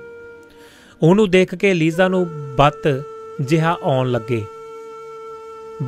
ਲੱਗੇ ਤੇ ਉਹਨੂੰ ਉਹ ਬੱਤ ਜਿਹੜਾ ਉਹ ਬੁੱਤ ਸੀ ਬੜਾ ਭੱਦਾ ਜਿਹਾ ਲੱਗਿਆ। ਰਿਚਰਡ ਇਸ ਨੂੰ ਕਿੱਥੋਂ ਚੁੱਕ ਲਿਆਇਆ ਤੂੰ? ਕਿਉਂਕਿ ਜਿਹੜਾ ਉਹਦਾ ਘਰ ਵਾਲਾ ਸੀ ਉਹ ਇੱਦਾਂ ਦੀਆਂ ਚੀਜ਼ਾਂ ਇਕੱਠੀਆਂ ਕਰਦਾ ਸੀ। ਉਹ ਵੱਡੇ ਕਮਰੇ ਦੇ ਵਿੱਚ ਆ ਗਈ। ਹਰ ਪਾਸੇ ਮੂਰਤੀਆਂ ਤੇ ਬੁੱਤਾਂ ਨੂੰ ਦੇਖ ਕੇ ਉਹਨੂੰ ਜੜਤਾ ਦਾ ਅੰਦਾਜ਼ਾ ਹੋਇਆ, ਜਿੱਦਾਂ ਉੱਥੇ ਮੂਰਤੀਆਂ ਨਹੀਂ ਸਗੋਂ ਮਰੇ ਹੋਏ ਬੁੱਤਾਂ ਦੇ ਸਿਰ ਰੱਖੇ ਹੋਣ, ਜਿਨ੍ਹਾਂ ਨੂੰ ਇਕਾਂਤ ਦੇ ਵਿੱਚ ਦੇਖ ਕੇ ਕਦੇ-ਕਦੇ ਉਹਨੂੰ ਝੁੰਝੁਣੀ ਹੋਣ ਲੱਗਦੀ ਸੀ। ਕਿਤਾਬਾਂ ਦੇ ਮੂਰਤੀਆਂ ਦੇ ਨਾਲ ਭਰੇ ਹੋਏ ਇਸ ਘਰ ਦੇ ਵਿੱਚ ਉਸ ਨੂੰ ਘੁਟਨ ਜਿਹੀ ਮਹਿਸੂਸ ਹੋਣ ਲੱਗ ਗਈ ਸੀ। ਕਮਰੇ ਦੇ ਵਿੱਚ ਗੇੜੇ ਮਾਰਦੀ ਤਾਂ ਉਹਨੂੰ ਲੱਗਦਾ ਜਿੱਦਾਂ ਬੁੱਧ ਦੇ ਬੁੱਤ ਉਸ ਨੂੰ ਚੋਰੀ ਜਿਹੇ ਦੇਖ ਰਹੇ ਨੇ। ਰਿਚਰਡ ਦੇ ਜਾਣ ਮਗਰੋਂ ਇਹਨਾਂ ਚੀਜ਼ਾਂ ਦੇ ਵਿੱਚ ਜੜਤਾ ਆ ਜਾਂਦੀ ਸੀ ਤੇ ਸ਼ਾਇਦ ਇਹਦਾ ਕਾਰਨ ਇਹੀ ਸੀ ਕਿ ਉਹ ਇਕੱਲੀ ਰਹਿ ਜਾਂਦੀ ਸੀ। ਉਹਨੂੰ ਸਾਰਾ ਦਿਨ ਇਹਨਾਂ ਬੁੱਤਾਂ ਤੇ ਕਿਤਾਬਾਂ ਦੇ ਢੇਰਾਂ ਦੇ ਨਾਲ ਲੰਘਾਉਣਾ ਪੈਂਦਾ ਸੀ। ਸਾਰਾ ਦਿਨ ਇਕੱਲੀ ਇਹਨਾਂ ਨੂੰ ਦੇਖ ਉਹ ਇੱਕ ਕਮਰੇ ਤੋਂ ਦੂਜੇ ਕਮਰੇ ਦੇ ਵਿੱਚ ਚੱਕਰ ਕੱਢਦੀ ਰਹਿੰਦੀ ਸੀ। ਉਹ ਬੁੱਧ ਦੇ ਬੁੱਤ ਸਾਹਮਣੇ ਜਾ ਖੜੀ। ਮਨ ਪਰਚਾਉਣ ਦੇ ਲਈ ਉਸਨੇ ਬਿਜਲੀ ਦਾ ਬਟਨ ਜਾਣੀ ਕਿ ਨੱਪਿਆ ਪੱਖੇ ਦਾ, ਤੇ ਸੱਚਮੁੱਚ ਬੁੱਧ ਦੇ ਚਿਹਰੇ ਤੇ ਹਲਕੀ ਜਿਹੀ ਮੁਸਕਾਨ ਖਿੜ ਗਈ ਸੀ। ਉਸਨੇ ਬਿਜਲੀ ਬੰਦ ਕਰ ਦਿੱਤੀ। ਮੁਸਕਾਨ ਗੁੰਮ ਹੋ ਗਈ। ਉਸਨੇ ਫੇਰ ਬਟਨ ਨੱਪਿਆ। ਮੁਸਕਾਨ ਫੇਰ ਮੁੜ ਆਈ, ਪਰ ਉਹਨੂੰ ਲੱਗਾ ਜਿੱਦਾਂ ਬੁੱਤ ਉਹਨੂੰ ਘੂਰ ਕੇ ਦੇਖੀ ਜਾ ਰਿਹਾ ਹੈ। ਉਸਨੇ ਤੁਰੰਤ ਬਿਜਲੀ ਬੁਝਾ ਦਿੱਤੀ। ਲੀਜ਼ਾ ਆਪਣੇ ਕਮਰੇ ਦੇ ਵਿੱਚ ਆ ਗਈ। ਅੰਦਰ ਆਉਂਦਿਆਂ ਹੀ ਉਹਨੂੰ ਹੌਲੀ ਜਿਹੀ ਟੁੰਨ ਦੀ ਆਵਾਜ਼ ਸੁਣਾਈ ਦਿੱਤੀ। ਬਿਲਕੁਲ ਪਲੰਘ ਦੇ ਪਿੱਛੇ ਤਾਕੀ ਦੇ ਸਾਹਮਣੇ ਪਿੱਤਲ ਦੀ ਬਣੀ ਨਿੱਕੀ ਜਿਹੀ ਘੰਟੀ ਲਮਕ ਰਹੀ ਸੀ। ਉਹ ਹਰ ਵਾਰ ਹਵਾ ਦੇ ਵਿੱਚ ਬੁੱਲਾ ਆਉਣ ਤੇ ਟੁਣਾਉਂਦੀ ਤੇ ਬੜੀ ਹਲਕੀ ਤੇ ਮਿੱਠੀ ਟੁਣਾਹਟ ਦੀ ਆਵਾਜ਼ ਉਹਨੂੰ ਸੁਣਾਈ ਦਿੰਦੀ, ਜਿੱਦਾਂ ਉਹ ਆਵਾਜ਼ ਕਿਤੇ ਦੂਰ ਤੋਂ ਆ ਰਹੀ ਹੋਵੇ। ਸਾਰਾ ਸਮਾਂ ਕਮਰੇ ਦੇ ਵਿੱਚ ਜਿਹੜੀ ਮਿੱਠੀ ਟੁਣਾਹਟ ਦੀ ਆਵਾਜ਼ ਆਉਂਦੀ ਰਹਿੰਦੀ ਸੀ। ਘਰ ਦੇ ਵਿੱਚ ਇਹ ਚੀਜ਼ ਨਵੀਂ ਸੀ। ਲੀਜ਼ਾ ਦੇ ਮੁੜਨ ਤੋਂ ਪਹਿਲਾਂ ਹੀ ਰਿਚਰਡ ਨੇ ਉਸ ਨੂੰ ਕਿਤੋਂ ਲਿਆ ਕੇ ਕਮਰੇ ਦੇ ਵਿੱਚ ਟੰਗ ਦਿੱਤਾ ਸੀ। ਲੀਜ਼ਾ ਨੂੰ ਤੋਹਫਾ ਦੇਣ ਦੇ ਲਈ, ਉਹਨੂੰ ਜਿਹੜਾ ਖੁਸ਼ ਕਰਨ ਦੇ ਲਈ ਰਿਚਰਡ ਉਹਦੇ ਵਾਸਤੇ ਲਿਆਇਆ ਸੀ ਗਿਫਟ। ਉਦੋਂ ਹੀ ਖੜਾਕ ਦੀ ਆਵਾਜ਼ ਆਈ। ਲੀਜ਼ਾ ਨੇ ਮੁੜ ਕੇ ਸੱਜੇ ਪਾਸੇ ਦੇਖਿਆ। ਉਹਨੂੰ ਪਹਿਲਾਂ ਤਾਂ ਕੁਝ ਦਿਖਾਈ ਨਾ ਦਿੱਤਾ। ਫਿਰ ਉਸਦੀ ਨਜ਼ਰ ਜਿਹੜੀ ਡਰੈਸਿੰਗ ਟੇਬਲ ਵੱਲ ਚਲੀ ਗਈ। ਇੱਕ ਕੋੜ ਕਿਰਲੀ ਉੱਥੇ ਮੁੱਧੀ ਹੋਈ ਪਈ ਸੀ ਤੇ ਜ਼ੋਰ ਦੀ ਹਿੱਲ ਰਹੀ ਸੀ, ਜਿੱਦਾਂ ਤੜਫ ਰਹੀ ਹੋਵੇ। ਲੀਜ਼ਾ ਸਿਰ ਤੋਂ ਪੈਰਾਂ ਤਾਈਂ ਕੰਬ ਉੱਠੀ। ਕੋੜ ਕਿਰਲੀ ਕੰਧ ਤੋਂ ਬਿਜਲੀ ਦੀ ਬੱਤੀ ਕੋਲੋਂ ਡਿੱਗੀ ਸੀ, ਜਾਣੀ ਕਿ ਬਲਬ ਦੇ ਲਾਗਿਓਂ। ਜਲਦੀ ਹੀ ਕੋੜ ਕਿਰਲੀ ਨੇ ਹਿੱਲਣਾ ਜੁਲਣਾ ਬੰਦ ਕਰ ਦਿੱਤਾ ਤੇ ਲੀਜ਼ਾ ਸਮਝ ਗਈ ਕਿ ਉਹ ਮਰ ਗਈ। ਗਰਮੀ ਵੱਧ ਰਹੀ ਸੀ। ਆਏ ਦਿਨ ਕੋੜ ਕਿਰਲੀ ਮਰ ਰਹੀਆਂ ਸਨ ਤੇ ਕਿੰਨੇ ਕਮਰੇ ਹੋਣ ਦੇ ਬਾਵਜੂਦ ਵੀ ਬੰਗਲਾ ਕਾਫੀ ਪੁਰਾਣਾ ਸੀ। ਅੰਗਰੇਜ਼ ਦੇ ਰਾਜ ਨੇ ਜਦੋਂ ਤੋਂ ਪੰਜਾਬ ਆਪਣੇ ਪੈਰ ਜਮਾਏ ਸਨ ਉਦੋਂ ਦਾ ਹੀ ਸੀ ਉਹ ਮਕਾਨ ਬਣਿਆ ਹੋਇਆ। 2 ਸਾਲ ਪਹਿਲਾਂ ਅਜਿਹੇ ਇੱਕ ਬੰਗਲੇ ਦੇ ਵਿੱਚੋਂ ਨੌਕਰਾਂ ਦੇ ਕੁਆਟਰਾਂ ਦੇ ਵਿੱਚੋਂ 1.5 ਗਜ ਲੰਬਾ ਸੱਪ ਨਿਕਲਿਆ ਸੀ। ਉਹ ਕਦੇ ਮੰਜੀਆਂ ਥੱਲੇ ਲੁਕ ਜਾਂਦਾ ਤੇ ਕਦੇ ਲਹਿਰਾਉਂਦਾ ਹੋਇਆ ਵਰਾਂਡੇ ਦੀ ਕੰਧ ਦੇ ਨਾਲ ਰਿੰਗਣ ਲੱਗਦਾ। ਪਰ ਇਸ ਘਟਨਾ ਮਗਰੋਂ ਉਸਦੀ ਬੰਗਲੇ ਦੇ ਵਿੱਚ ਰਹਿ ਸਕਣਾ ਮੁਸ਼ਕਲ ਹੋ ਗਿਆ ਸੀ। ਡਰ ਦੇ ਮਾਰੇ ਉਸਨੇ ਕਈ ਦਿਨ ਜਿਹੜਾ ਕੱਪੜਿਆਂ ਦੀ ਅਲਮਾਰੀ ਨਹੀਂ ਖੋਲ੍ਹੀ ਸੀ ਕਿ ਕਿਤੇ ਅਲਮਾਰੀ ਦੇ ਵਿੱਚ ਕੋਈ ਫਨੀਅਰ ਨਾਗ ਨਾ ਬੈਠਾ ਹੋਵੇ। ਇਸੇ ਮਨੋ ਦਸ਼ਾ ਦੇ ਵਿੱਚ ਉਹ ਵਿਦੇਸ਼ ਮੁੜ ਗਈ ਸੀ। ਲੀਜ਼ਾ ਨੇ ਬੂਹੇ ਕੋਲ ਜਿਹੜਾ ਕੋਲ ਕਾਲ ਬੈਲ ਦਾ ਬਟਨ ਨੱਪਿਆ ਸੀ ਤੇ ਆਪ ਕਮਰੇ ਦੇ ਵਿੱਚੋਂ ਨਿਕਲ ਕੇ ਬਾਹਰ ਆ ਗਈ। ਜਦੋਂ ਲੀਜ਼ਾ ਹਿੰਦੁਸਤਾਨ ਆਈ ਸੀ ਤਾਂ ਉਹਦੇ ਓਲੇ ਬਹੁਤ ਸਾਰੀਆਂ ਯੋਜਨਾਵਾਂ ਬਣੀਆਂ ਸਨ ਕਿ ਉਹ ਭਾਰਤ ਦੀ ਦਸਤਕਾਰੀ ਦੇ ਨਮੂਨੇ ਇਕੱਠੇ ਕਰੇਗੀ, ਬਹੁਤ ਘੁੰਮੇਗੀ, ਫੋਟੋਆਂ ਖਿੱਚੇਗੀ, ਸ਼ੇਰ ਦੀ ਪਿੱਠ ਤੇ ਬੈਠ ਕੇ ਤਸਵੀਰ ਖਿਚਵਾਏਗੀ, ਸਾੜੀ ਪਾ ਕੇ ਘੁੰਮਿਆ ਕਰੇਗੀ, ਪਤਾ ਨਹੀਂ ਹੋਰ ਕੀ। ਇੱਥੇ ਆ ਕੇ ਉਹਨੂੰ ਮਿਲੀ ਤਾਂ ਦਿਲ ਜਿਹੜੀ ਚਿਲ ਮਿਲਾਉਂਦੀ ਧੁੱਪ, ਵੱਡੇ ਬੰਗਲੇ ਦੀ ਕੈਦ ਤੇ ਕੈਦ ਨਾ ਮੁੱਕਣ ਵਾਲਾ ਦਿਨ ਤੇ ਗੌਤਮ ਬੁੱਧ ਦੇ ਬੁੱਤ ਤੇ ਕੋੜ ਕਿਰਲੀ ਤੇ ਸੱਪ। ਬੰਗਲੇ ਦੇ ਬਾਹਰਲੇ ਜੀਵਨ ਦੇ ਵਿੱਚ ਵੀ ਇਹੋ ਜਿਹੀ ਇਕਸਾਰਤਾ ਸੀ। ਕਲੱਬ, ਅੰਗਰੇਜ਼ ਅਫਸਰਾਂ ਦੀਆਂ ਘਰਵਾਲੀਆਂ, ਕਮਿਸ਼ਨਰ ਦੀ ਪਤਨੀ, ਕਮਿਸ਼ਨਰ ਆਪ ਇੰਨੀ ਜ਼ਿਆਦਾ ਕਮਿਸ਼ਨਰੀ ਨਹੀਂ ਕਰਦਾ ਸੀ ਜਿੰਨਾ ਜ਼ਿਆਦਾ ਉਸ ਦੀ ਘਰਵਾਲੀ ਕਰਦੀ ਸੀ। ਬ੍ਰਿਗੇਡੀਅਰ ਦੀ ਪਤਨੀ ਜਿਹੜੀ ਸੀ ਦਾ ਸਾਰੀਆਂ ਔਰਤਾਂ ਦੇ ਨਾਲ ਛੋਟੇ ਤੇ ਵੱਡੇ ਦੇ ਆਧਾਰ ਤੇ ਮੇਲ ਮਿਲਾਪ ਵੱਡੇ ਅਫਸਰਾਂ ਦੀਆਂ ਘਰਵਾਲੀਆਂ ਜ਼ਿਆਦਾ ਸਨ, ਕਿਉਂ ਜੋ ਉਦੋਂ ਰਿਚਰਡ ਬੜਾ ਛੋਟਾ ਅਫਸਰ ਸੀ। ਸ਼ਨੀਚਰਵਾਰ ਦੀ ਰਾਤ ਕਲੱਬ ਦੇ ਵਿੱਚ ਡਾਂਸ ਹੁੰਦਾ ਤੇ ਆਏ ਦਿਨ ਪਾਰਟੀਆਂ ਹੁੰਦੀਆਂ, ਪਰ ਲੰਬੇ ਦਿਨ ਫੇਰ ਨਾ ਬੀਤਦੇ ਸਨ। ਫਿਰ ਉਹਨੂੰ ਜਿਹੜਾ ਬੀਅਰ ਪੀਣ ਦੀ ਆਦਤ ਪੈ ਗਈ ਸੀ। ਕਮਰੇ ਦੇ ਵਿੱਚ ਆਉਂਦੀ ਜਾਂਦੀ ਜਦੋਂ ਉਕਤਾ ਜਾਂਦੀ ਤਾਂ ਬੀਅਰ ਦਾ ਗਲਾਸ ਭਰ ਲੈਂਦੀ। ਉਕਤਾਉਣ ਤੋਂ ਬਚਣ ਦੇ ਲਈ ਹੋਰ ਕੋਈ ਉਪਾਅ ਨਹੀਂ ਸੀ ਉਸ ਕੋਲ। ਤੈਨੂੰ ਬੀਅਰ ਇੰਨੀ ਪਸੰਦ ਹੈ, ਜ਼ਰੂਰ ਤੇਰੀਆਂ ਰਗਾਂ ਦੇ ਵਿੱਚ ਜਰਮਨ ਲਹੂ ਦੌੜਦਾ ਹੋਊਗਾ, ਰਿਚਰਡ ਮਜ਼ਾਕ ਦੇ ਵਿੱਚ ਕਹਿੰਦਾ। ਪਰ ਲੀਜ਼ਾ ਦੀ ਇਹ ਆਦਤ ਜਿਹੜੀ ਸੀ ਵੱਧਦੀ ਹੀ ਗਈ ਸੀ। ਕਦੇ ਕਦੇ ਲੰਚ ਦੇ ਸਮੇਂ ਰਿਚਰਡ ਘਰ ਪਰਤਦਾ ਤਾਂ ਲੀਜ਼ਾ ਦੀਆਂ ਅੱਖਾਂ ਚੜ੍ਹੀਆਂ ਹੁੰਦੀਆਂ ਸਨ। ਉਹ ਅਜੀਬ ਹਾਲਤ ਦੇ ਵਿੱਚ ਸੋਫੇ ਤੇ ਪਈ ਹੁੰਦੀ, ਉਸ ਨੂੰ ਪਿਆਰ ਮੁਹੱਬਤ ਕਰਦਾ ਤੇ ਹਿਚਕੀਆਂ ਦੇ ਵਿੱਚ ਉਹ ਵਾਰ-ਵਾਰ ਸੌਹਾਂ ਖਾਂਦੀ ਕਿ ਹੁਣ ਜ਼ਿਆਦਾ ਬੀਅਰ ਨਹੀਂ ਪੀਵਾਂਗੀ। ਪਰ ਅਗਲੇ ਹੀ ਦਿਨ ਫੇਰ ਸਮਾਂ ਬੀਤਿਆ ਨਾ ਬੀਤਦਾ ਸੀ। ਇਸ ਵਾਰ ਉਹ ਜ਼ਿਆਦਾ ਤੰਦਰੁਸਤ ਹੋ ਕੇ ਆਈ ਸੀ। ਇਸ ਵਾਰ ਉਹ ਨਾ ਸਿਰਫ ਰਿਚਰਡ ਦੀਆਂ ਦਿਲਚਸਪੀਆਂ ਦੇ ਵਿੱਚ ਸ਼ਾਮਲ ਹੋਵੇਗੀ, ਸਗੋਂ ਉਹਦੇ ਪ੍ਰਸ਼ਾਸਨ ਦੇ ਕੰਮਾਂ ਦੇ ਵਿੱਚ ਵੀ ਰੁਚੀ ਲਵੇਗੀ, ਲੋਕ ਭਲਾਈ ਦੇ ਕੰਮਾਂ ਦੇ ਵਿੱਚ ਵੀ ਹਿੱਸਾ ਲਵੇਗੀ। ਜਾਨਵਰਾਂ ਦੀਆਂ ਰੱਖਿਆ ਦੇ ਲਈ ਬਣਾਈ ਗਈ ਸੰਸਥਾ ਕੀ ਕੰਮ ਕਰੇਗੀ? ਉਸਨੇ ਮਨ ਦੇ ਵਿੱਚ ਸੋਚਿਆ, ਮੈਨੂੰ ਉਸ ਦੇ ਵਿੱਚ ਕੀ ਕੰਮ ਕਰਨਾ ਪਵੇਗਾ। ਲੀਜ਼ਾ ਦੇ ਮਨ ਦੇ ਵਿੱਚ ਜ਼ੋਰਾਂ ਦੀ ਲਲਕ ਉੱਠੀ ਕਿ ਖਾਨਸਾਮਾ ਜਦੋਂ ਆਵੇ ਤਾਂ ਉਹਨੂੰ ਬੀਅਰ ਲਿਆਉਣ ਦੇ ਲਈ ਕਹੇ। ਖਾਨਸਾਮਾ ਨਵਾਂ ਸੀ, ਉਸਦੀ ਇਸ ਕਮਜ਼ੋਰੀ ਬਾਰੇ ਕੁਝ ਨਹੀਂ ਸੀ ਜਾਣਦਾ ਉਹ, ਕਿ ਉਹ ਆਪ ਗਲੀ ਸੜਕ ਘੁੰਮੇਗੀ ਤੇ ਘੋੜਿਆਂ ਤੇ ਆਵਾਰਾ ਕੁੱਤਿਆਂ ਨੂੰ ਇੱਕ ਇੱਕ ਕਰਕੇ ਮਰਵਾਉਂਦੀ ਫਿਰੇਗੀ। ਇਹ ਕਿਹੋ ਜਿਹਾ ਕੰਮ ਹੋਵੇਗਾ? ਜਾਂ ਉਹ ਜ਼ਿਲ੍ਹੇ ਦੀ ਪਹਿਲੀ ਔਰਤ ਹੋਣ ਦੇ ਨਾਤੇ ਸਿਰਫ ਪ੍ਰਧਾਨ ਬਣੀ ਰਹੇਗੀ? ਇਹ ਕੰਮ ਹੇਠਲੇ ਲੋਕ ਕਰਨਗੇ। ਲੀਜ਼ਾ ਦੀ ਜਿਹੜੀ ਮਾਨਸਿਕ ਸਥਿਤੀ ਅਜੀਬ ਹੋ ਰਹੀ ਸੀ ਤੇ ਇੱਕ ਪਾਸੇ ਉਕਤਾਉਣ ਦਾ ਡਰ ਤੇ ਦੂਜੇ ਪਾਸੇ ਜ਼ਿਲ੍ਹੇ ਦੀ ਪਹਿਲੀ ਔਰਤ, ਡਿਪਟੀ ਕਮਿਸ਼ਨਰ ਦੀ ਘਰਵਾਲੀ ਹੋਣ ਦਾ ਮਾਣ, ਦਰਜਨਾਂ ਨੌਕਰ ਚਾਕਰ, ਇੰਨਾ ਵੱਡਾ ਬੰਗਲਾ ਜਿਹੜਾ ਇੱਕ ਪਾਸੇ ਤਾਂ ਭਾਂ ਕਰਦਾ ਸੀ ਤੇ ਦੂਜੇ ਪਾਸੇ ਮਹਾਨਤਾ ਦਾ ਅਹਿਸਾਸ ਕਰਾਉਂਦਾ ਸੀ। ਮੇਮ ਸਾਹਿਬ ਖਾਨਸਾਮਾ ਸਾਹਮਣੇ ਖੜਾ ਸੀ। ਸਾਡੇ ਕਮਰੇ ਦੇ ਵਿੱਚ ਡਰੈਸਿੰਗ ਟੇਬਲ ਤੇ ਕੋੜ ਕਿਰਲੀ ਮਰੀ ਪਈ ਹੈ। ਉਹਨੂੰ ਚੁੱਕ ਜਾ ਕੇ ਉਸਨੇ ਰੋਬ ਦੇ ਨਾਲ ਕਿਹਾ, ਹਜ਼ੂਰ। ਖਾਨਸਾਮੇ ਨੇ ਸਲਾਮ ਕੀਤਾ ਤੇ ਉੱਥੋਂ ਚਲਿਆ ਗਿਆ। ਲੀਜ਼ਾ ਤੁਰਦੀ ਹੋਈ ਦੁਬਾਰਾ ਫੇਰ ਵਰਾਂਡੇ ਦੀ ਬਾਰੀ ਕੋਲ ਆ ਗਈ ਤੇ ਪਰਦਾ ਹਟਾਉਣ ਮਗਰੋਂ ਫਿਰ ਉਹਨੂੰ ਤਪਦੀ ਹੋਈ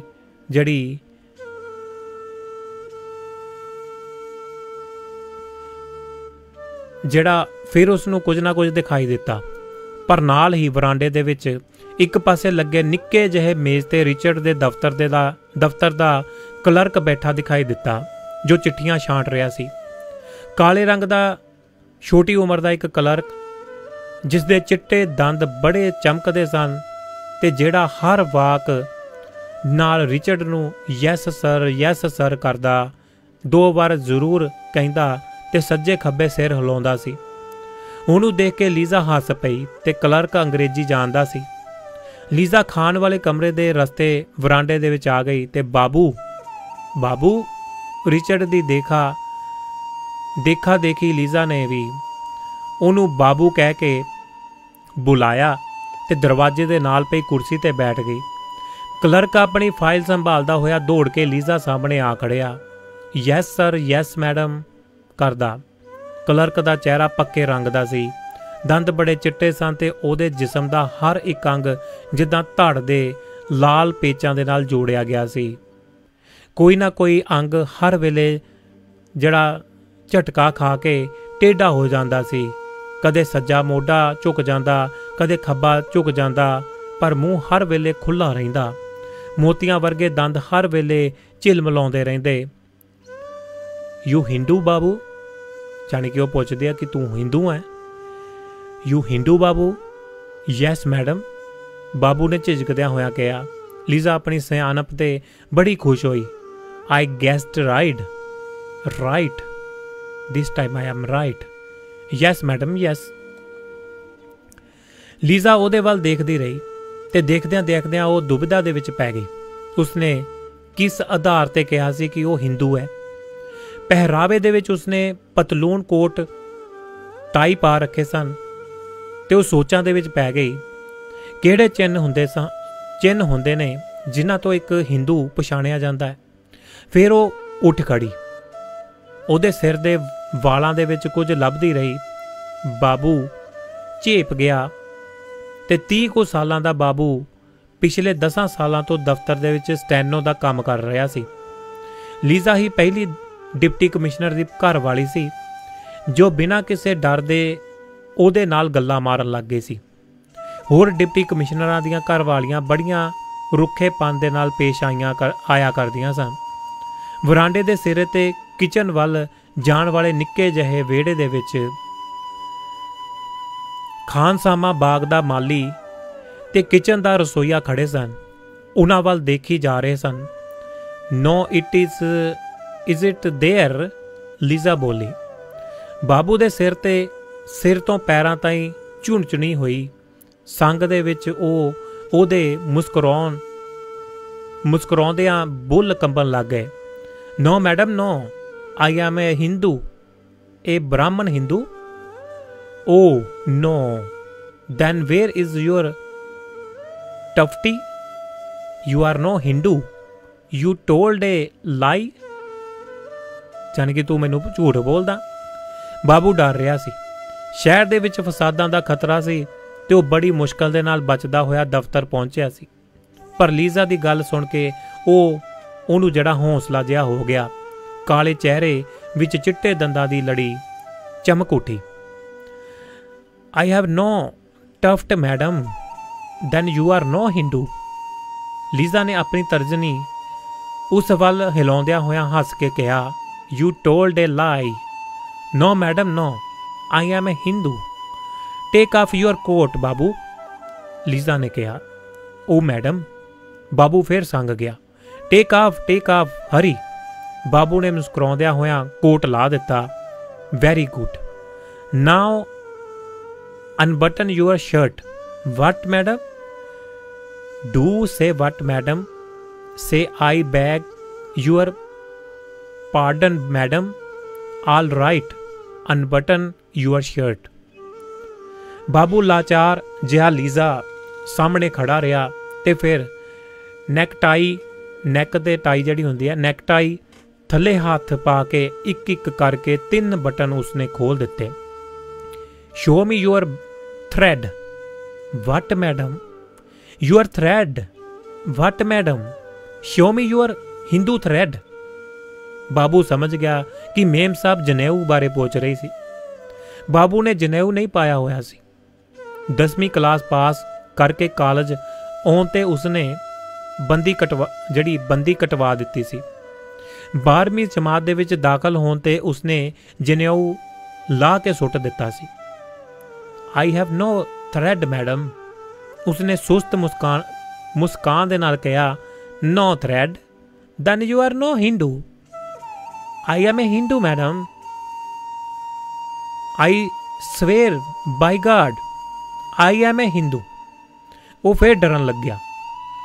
ਨੋ, you are no Hindu, you told a lie. I shall tell your boss about it, जानी कि अबाउट इट। जो तू कह रहा मैनू भी मैं तेनों गैस कर रही हाँ तू हिंदू है तो तू कहना मोरे हिंदू नहीं है, ये सारा कुछ मैं अपने घर वाले नूं, डिप्टी कमिश्नर नूं ते तेरे बॉस नूं दसांगी। बाबू का चेहरा पीला पै गया ते कमीज दे बटन बंद करके कोट पाउंदिया होया उसने घबरा के कहा, I tell you seriously madam, I am a Hindu, my name is Roshan Lal. Roshan Lal, but the cook's name is Roshan Dean and he is a Musliman. Yes madam, yes, बाबू बोलिया। उस दे लई समझाउणा औखा हो गया सी। He is a Roshan Dean, madam, I am a Roshan Lal, I am a Hindu, he is a Muslim. No, Richard told me you people have a different names. फिर बाबू वाल तर्जनी करके झूठे गुस्से की आवाज़ दे नाल बोली, no babu no, you told a lie, I shall tell your boss. बाबू का गल सुक रहा सी डर दे नाल। दिल की धड़कन तेज हो गई। शहर दे विच गड़बड़ के कारण ही तां ये पुछ-गिछ नहीं हो रही है किते। मेम साहब की चाहुंदी है? लीजा अचानक उठी, गो बाबू गो, आई shall tell everything to your boss. बाबू ने बरांडे दे फर्श तो अपनी फाइल चुकी ते पिछां नूं मुड़ गया। वो वरांडा लंघ के जा रहा सी जदों लीजा ने आवाज़ मारी, बाबू। बाबू मुड़िया, कम ईयर। नेड़े आउण ते लीजा ने गंभीर मुद्रा बना के कहा, where is your boss? In the office madam, he is very busy madam. All right, go. You and your boss get out of here. उसने चीख के कहा, Yes मैडम yes। बाबू कंबदा होया फिर मुड़ आया। बाबू दे चले जान मगरों लीजा नूं जिद्दां उल्टी आउण लगी। ओदा हंसोड़ मूड जिहड़ा हुण फिर गिलानी ते नफरत दे नाल भरन लगा। बाबू नूं मोढे झुकाए होए जांदा देख के ਉਹਨੂੰ ਲੱਗਣ ਲੱਗਾ ਜਿੱਦਾਂ ਕੋਈ ਲਸਾ ਜੀਵ ਜਾ ਰਿਹਾ ਹੋਵੇ, ਕੋਈ ਜਾਨਵਰ। ਪਤਾ ਨਹੀਂ ਕਿੱਦਾਂ ਰਿਚਰਡ ਇਹਨਾਂ ਲੋਕਾਂ ਦੇ ਵਿੱਚ ਸਾਰਾ ਦਿਨ ਕੰਮ ਕਰ ਸਕਦਾ ਹੈ। ਇੱਕ ਡੂੰਗੀ ਹੂਕ ਜਹੀ ਉਹ ਦੇ ਮਨ ਦੇ ਵਿੱਚ ਉੱਠੀ ਤੇ ਉਹ ਓਨੀ ਪੈਰੀ ਬੰਗਲੇ ਅੰਦਰ ਜਾਣ ਦੇ ਲਈ ਮੁੜ ਗਈ।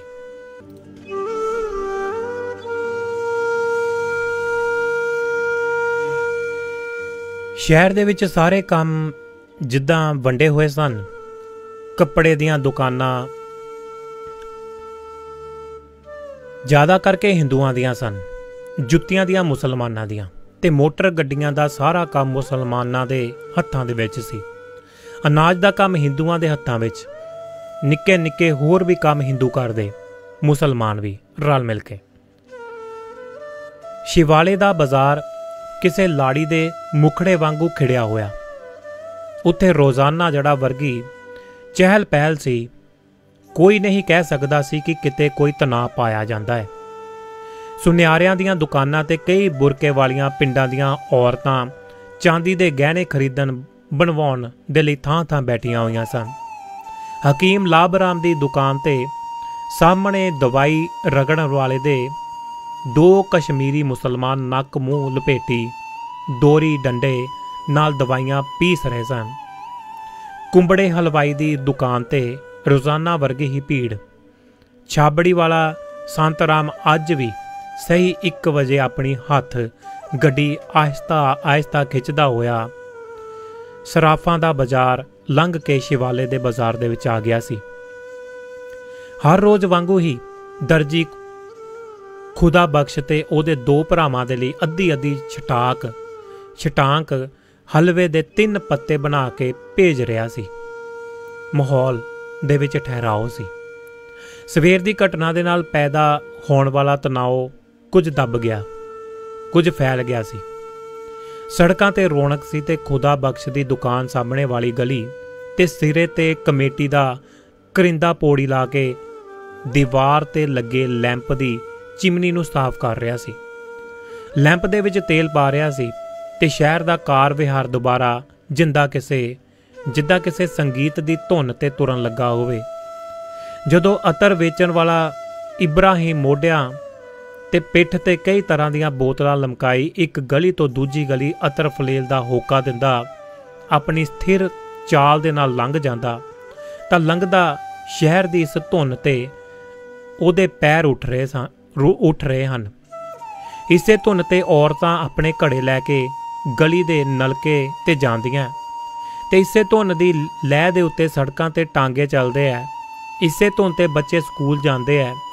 ਲੰਘਦੇ ਕਿ ਸ਼ਹਿਰ ਦਾ ਸਾਰਾ ਕੰਮਕਾਰ ਕਿਸੇ ਮਿੱਠੀ ਸਹਿਜ ਧੁਨ ਤੇ ਚੱਲ ਰਿਹਾ। ਲੱਗਦਾ ਹੈ ਕਿ ਇਸੇ ਦੀ ਇੱਕ ਕੜੀ ਟੁੱਟੇਗੀ ਤਾਂ ਸਾਜ਼ ਦੇ ਸਾਰੇ ਤਾਰ ਟੁੱਟ ਜਾਣਗੇ। ਜਾਂ ਇੱਦਾਂ ਕਹਿ ਲਵੋ ਕਿ ਸ਼ਹਿਰ ਦੀਆਂ ਸਾਰੀਆਂ ਕਿਰਿਆਵਾਂ ਮਿਲ ਕੇ ਕਿਸੇ ਸੁਹਾਵਣੇ ਸੰਗੀਤ ਦਾ ਨਿਰਮਾਣ ਕਰਦੀਆਂ ਨੇ, ਜਿਹੜਾ ਸ਼ਹਿਰ ਦੇ ਦਿਲ ਦੀ ਧੜਕਣ ਦੇ ਨਾਲ ਵੱਜਦਾ ਸੀ। ਸ਼ਹਿਰ ਦੇ ਵਿੱਚ ਲੋਕ ਜਵਾਨ ਹੁੰਦੇ ਹਨ ਤਾਂ ਇਸੇ ਲਹਿ ਤੇ, ਬੁੱਢੇ ਹੁੰਦੇ ਹਨ ਤਾਂ ਇਸੇ ਲਹਿ ਤੇ, ਇਸ ਤੇ ਪੀੜ੍ਹੀਆਂ ਆਪਣਾ ਜੀਵਨ ਬਤੀਤ ਕਰਦੀਆਂ ਹੋਈਆਂ ਚਲੀਆਂ ਜਾਂਦੀਆਂ ਨੇ। ਤੁਸੀਂ ਇਸ ਨੂੰ ਸੰਗੀਤ ਕਹਿ ਲਓ ਜਾਂ ਨਾਜ਼ੁਕ ਜਿਹਾ ਸੰਤੁਲਨ ਜਿਸ ਦੇ ਵਿੱਚ ਲੋਕਾਂ ਦੇ ਆਪਸੀ ਰਿਸ਼ਤੇ, ਲੋਕ ਸਮੂਹਾਂ ਦੇ ਆਪਸੀ ਰਿਸ਼ਤੇ ਇੱਕ ਵਿਸ਼ੇਸ਼ ਧਾਰਾ ਤੇ ਸਥਿਰ ਹੋ ਚੁੱਕੇ ਹੁੰਦੇ ਨੇ। ਇਹ ਤਾਂ ਨਹੀਂ ਕਿਹਾ ਜਾ ਸਕਦਾ ਕਿ ਸ਼ਹਿਰ ਦੇ ਜੀਵਨ ਦੇ ਵਿੱਚ ਲਹਿਰਾਂ ਉੱਠਦੀਆਂ ਨੇ। ਕਾਂਗਰਸ ਦਾ ਅੰਦੋਲਨ ਚੱਲਦੇ ਸਾਰ ਹੀ ਜ਼ਬਰਦਸਤ ਲਹਿਰਾਂ ਉੱਠਦੀਆਂ ਸਨ। ਹਰ ਸਾਲ ਗੁਰਪੁਰਬ ਤੇ ਮੌਕੇ ਸਿੱਖਾਂ ਦਾ ਜਲੂਸ ਨਿਕਲਦਾ ਤਾਂ ਸ਼ਹਿਰ ਦੇ ਵਿੱਚ ਤਣਾਅ ਆ ਜਾਂਦਾ। ਜਾਮਾ ਮਸਜਿਦ ਦੇ ਸਾਹਮਣੇ ਉਹ ਜਲੂਸ ਵਾਜਾ ਵਜਾਉਂਦਾ ਹੋਇਆ ਨਿਕਲੇਗਾ ਜਾਂ ਨਹੀਂ, ਉਸ ਤੇ ਪਥਰਾ ਹੋਵੇਗਾ ਜਾਂ ਨਹੀਂ। ਮੁਸਲਮਾਨਾਂ ਦੇ ਤਾਂਜੀਏ ਨਿਕਲਦੇ ਤੇ ਛਾਤੀਆਂ ਪਿੱਟਦੇ ਲੋਕ ਯਾ ਹੁਸੈਨ ਬੋਲਦੇ। ਮੁੜ ਕੇ ਨਾਲ ਦ੍ਰਿੜੇ ਮੁਸਲਮਾਨਾਂ ਦੀਆਂ ਮੰਡਲੀਆਂ ਨਿਕਲਦੀਆਂ, ਫੇਰ ਵੀ ਸ਼ਹਿਰ ਦੇ ਵਿੱਚ ਤਣਾਅ ਆ ਜਾਂਦਾ। ਪਰ ਇਸ ਤੋਂ ਮਗਰੋਂ ਤਣਾਅ ਢਿੱਲਾ ਵੀ ਪੈ ਜਾਂਦਾ। ਜਨ ਸਧਾਰਨ ਦੇ ਜੀਵਨ ਦੀ ਗਤੀ ਦੁਬਾਰਾ ਇਸੇ ਲਹਿ ਤੇ ਚੱਲਣ ਲੱਗਦੀ। ਫਿਰ ਖੁਸ਼ਗਵਾਰ ਵਾਤਾਵਰਨ ਬਣ ਜਾਂਦਾ। ਫਿਰ ਲੋਕ ਹੱਸ ਖੇਡ ਕੇ ਦਿਨ ਬਤੀਤ ਕਰਨ ਲੱਗਦੇ। ਦਰਜੀ ਖੁਦਾ ਬਖਸ਼ ਦੀ ਦੁਕਾਨ ਤੇ ਸਰਦਾਰ ਹਾਕਮ ਸਿੰਘ ਦੀ ਘਰਵਾਲੀ ਉਲਾਂਭਾ ਦੇ ਰਹੀ ਸੀ, ਵੇ ਬਖਸ਼ਿਆ ਤੂੰ ਕੱਪੜੇ ਦੀ ਦੇਸੇ ਮਰਸੇ ਜਾਂ ਫਿਰ ਹੀ ਪਵਾਂਦਾ ਰਹਿ ਸੇ। ਬੇਬਖਸ਼ਿਆ ਤੂੰ ਕੱਪੜੇ ਕੀ ਦੇਸੇ ਮਰਸੇ ਜਾਂ ਫੇਰੇ ਵੀ ਪਵਾਦਾ ਰਹਿ ਸੇ। ਖੁਦਾ ਬਖਸ਼ ਮੁਸਕਰਾ ਪਿਆ ਸੀ ਤੇ ਸ਼ਹਿਰ ਦੀਆਂ ਸਾਰੀਆਂ ਹਿੰਦੂ ਔਰਤਾਂ, ਸਰਦਾਰਨੀਆਂ ਤੇ ਰੱਜੇ ਪੁੱਜੇ ਘਰਾਂ ਦੀਆਂ ਔਰਤਾਂ ਉਹਨੂੰ ਬਖਸ਼ਾ ਹੀ ਕਹਿ ਕੇ ਬੁਲਾਉਂਦੀਆਂ ਸਨ। ਬਖਸ਼ੀ ਦੀ ਦੁਕਾਨ ਤੇ ਵਿਆਹਾਂ ਦੇ ਲਈ ਸੀ ਤੇ ਜਾਣ ਵਾਲੇ ਕੱਪੜਿਆਂ ਦਾ ਢੇਰ ਲੱਗਾ ਰਹਿੰਦਾ ਸੀ। ਜਦੋਂ ਮੈਂ ਕਹਿੰਦਾ ਰਿਹਾ ਕਿ ਬੀਬੀ ਭੇਜੋ ਕੱਪੜੇ, ਤੁਸੀਂ ਕੋਈ ਪਰਵਾਹ ਨਹੀਂ ਕੀਤੀ। ਸਾਰੀਆਂ ਸਰਦੀਆਂ ਲੰਘਾ ਦਿੱਤੀਆਂ ਤੁਸੀਂ। ਹੁਣ ਸਮਾਂ ਤਾਂ ਲੰਘਦਾ, 16 ਹੱਥ ਤਾਂ ਨਹੀਂ ਮੇਰੇ ਨਾ, 2 ਹੀ ਨੇ। ਕਿਉਂ ਸਰਦੀਆਂ ਕਿਵੇਂ ਲੰਘ ਗਈਆਂ? ਕਿਉਂ ਭਲਾ? ਸ਼ਿਵਰਾਮ ਦੇ ਪੁੱਤ ਦੇ ਵਿਆਹ ਦੇ 15 ਦਿਨ ਮਗਰੋਂ ਤੁਸੀਂ ਕੁੜੀ ਦੀ ਮੰਗਣੀ ਕੀਤੀ ਸੀ ਜਾਂ ਨਹੀਂ? ਉਦੋਂ ਕਿਹੜਾ ਮਹੀਨਾ ਚੱਲ ਰਿਹਾ ਸੀ? ਹਾਕਮ ਸਿੰਘ ਦੀ ਘਰਵਾਲੀ ਹੱਸਣ ਲੱਗ ਗਈ। ਹਾਂ ਭਾਈ ਹਾਂ, ਤੂੰ ਤਾਂ ਸਾਰਾ ਜਾਣਦਾ। ਹੁਣ ਦੱਸ, ਕੁੜੀ ਦਾ ਸੂਟ ਕਦੋਂ ਦੇਵੇਂਗਾ? ਵਿਆਹ ਕਦੋਂ ਦਾ ਏ?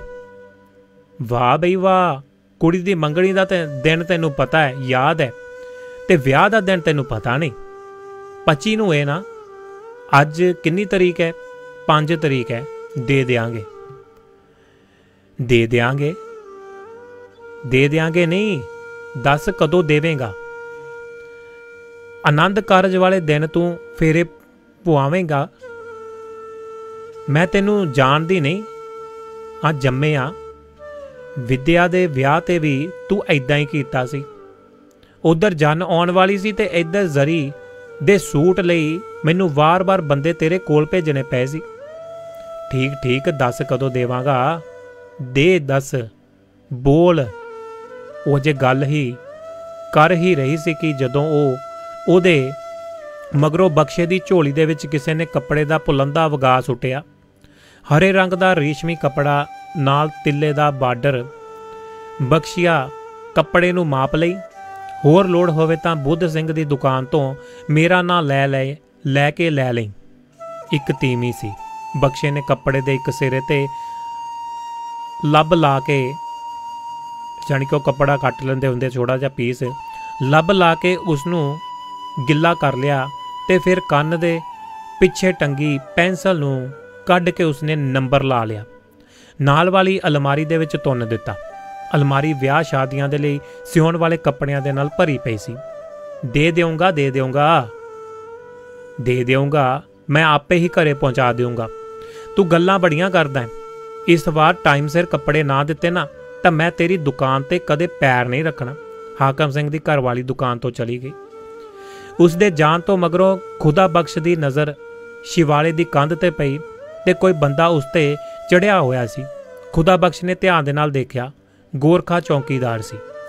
पर ਉਹ उथे की कर रहा? कंध मगर शहर का पुराना मंदिर सी जिसका कलश दूरों ही चमकदा दिखाई दिंदा सी। उसे मंदिर की कंध ते घड़ियाल लगा सी।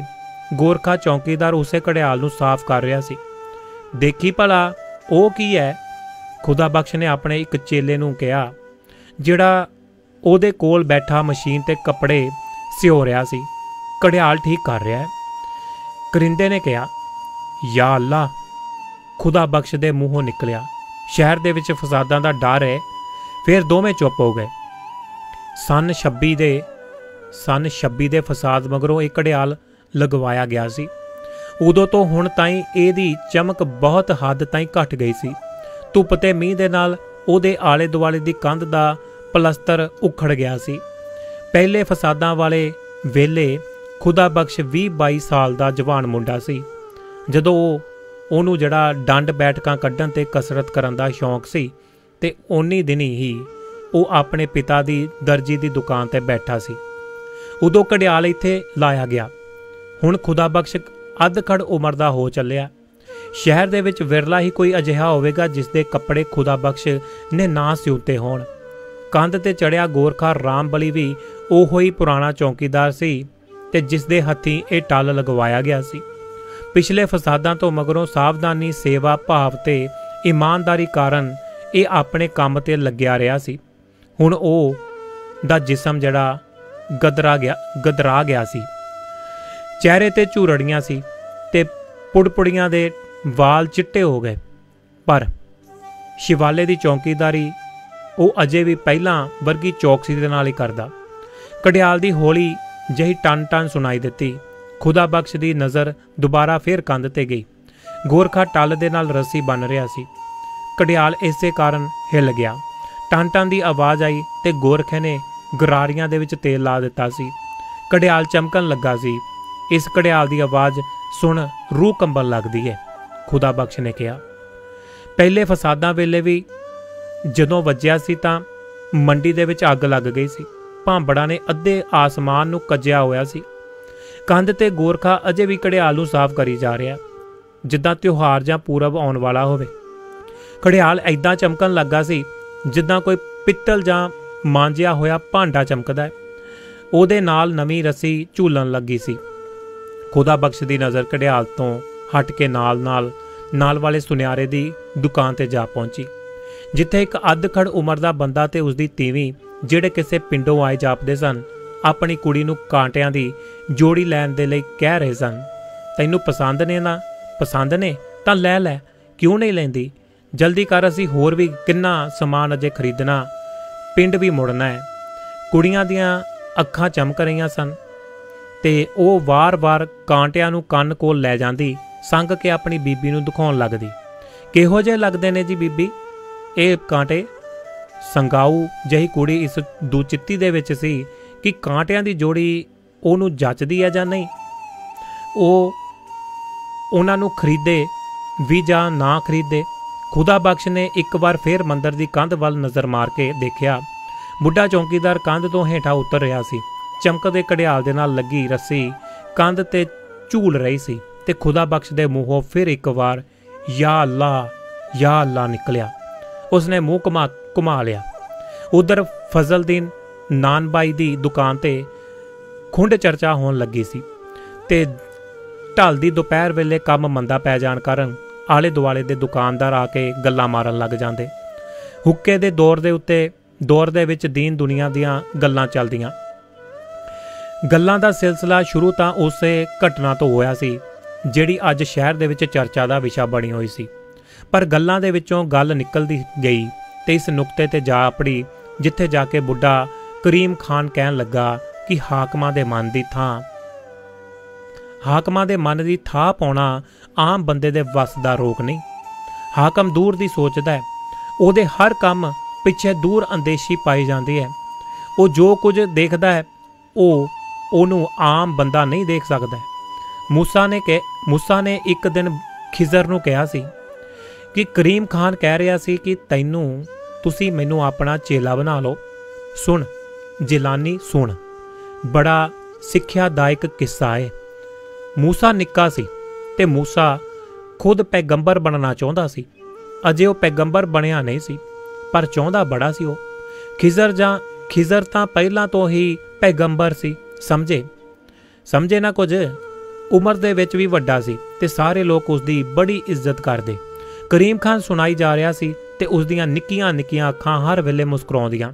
जदों हसदा तां अपने पट्टां ते थापी मारदा, जिस दे नाल नेड़े तेड़े बैठे लोग मुस्कुराउण लग जांदे। तां एक दिन मूसा ने खिजर नूं कहा कि तुसी मैनू अपना शागिर्द बना लो। खिजर ने कहा कि चंगी गल है, बना लवांगे, पर एक शर्त ते। वो की है? मूसा ने पूछया।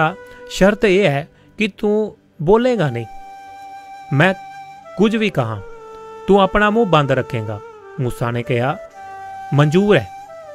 तां खिजर ने उन्होंने अपना चेला बना लिया। हुण खिजर उन्होंने सिखाउणा चाहुंदा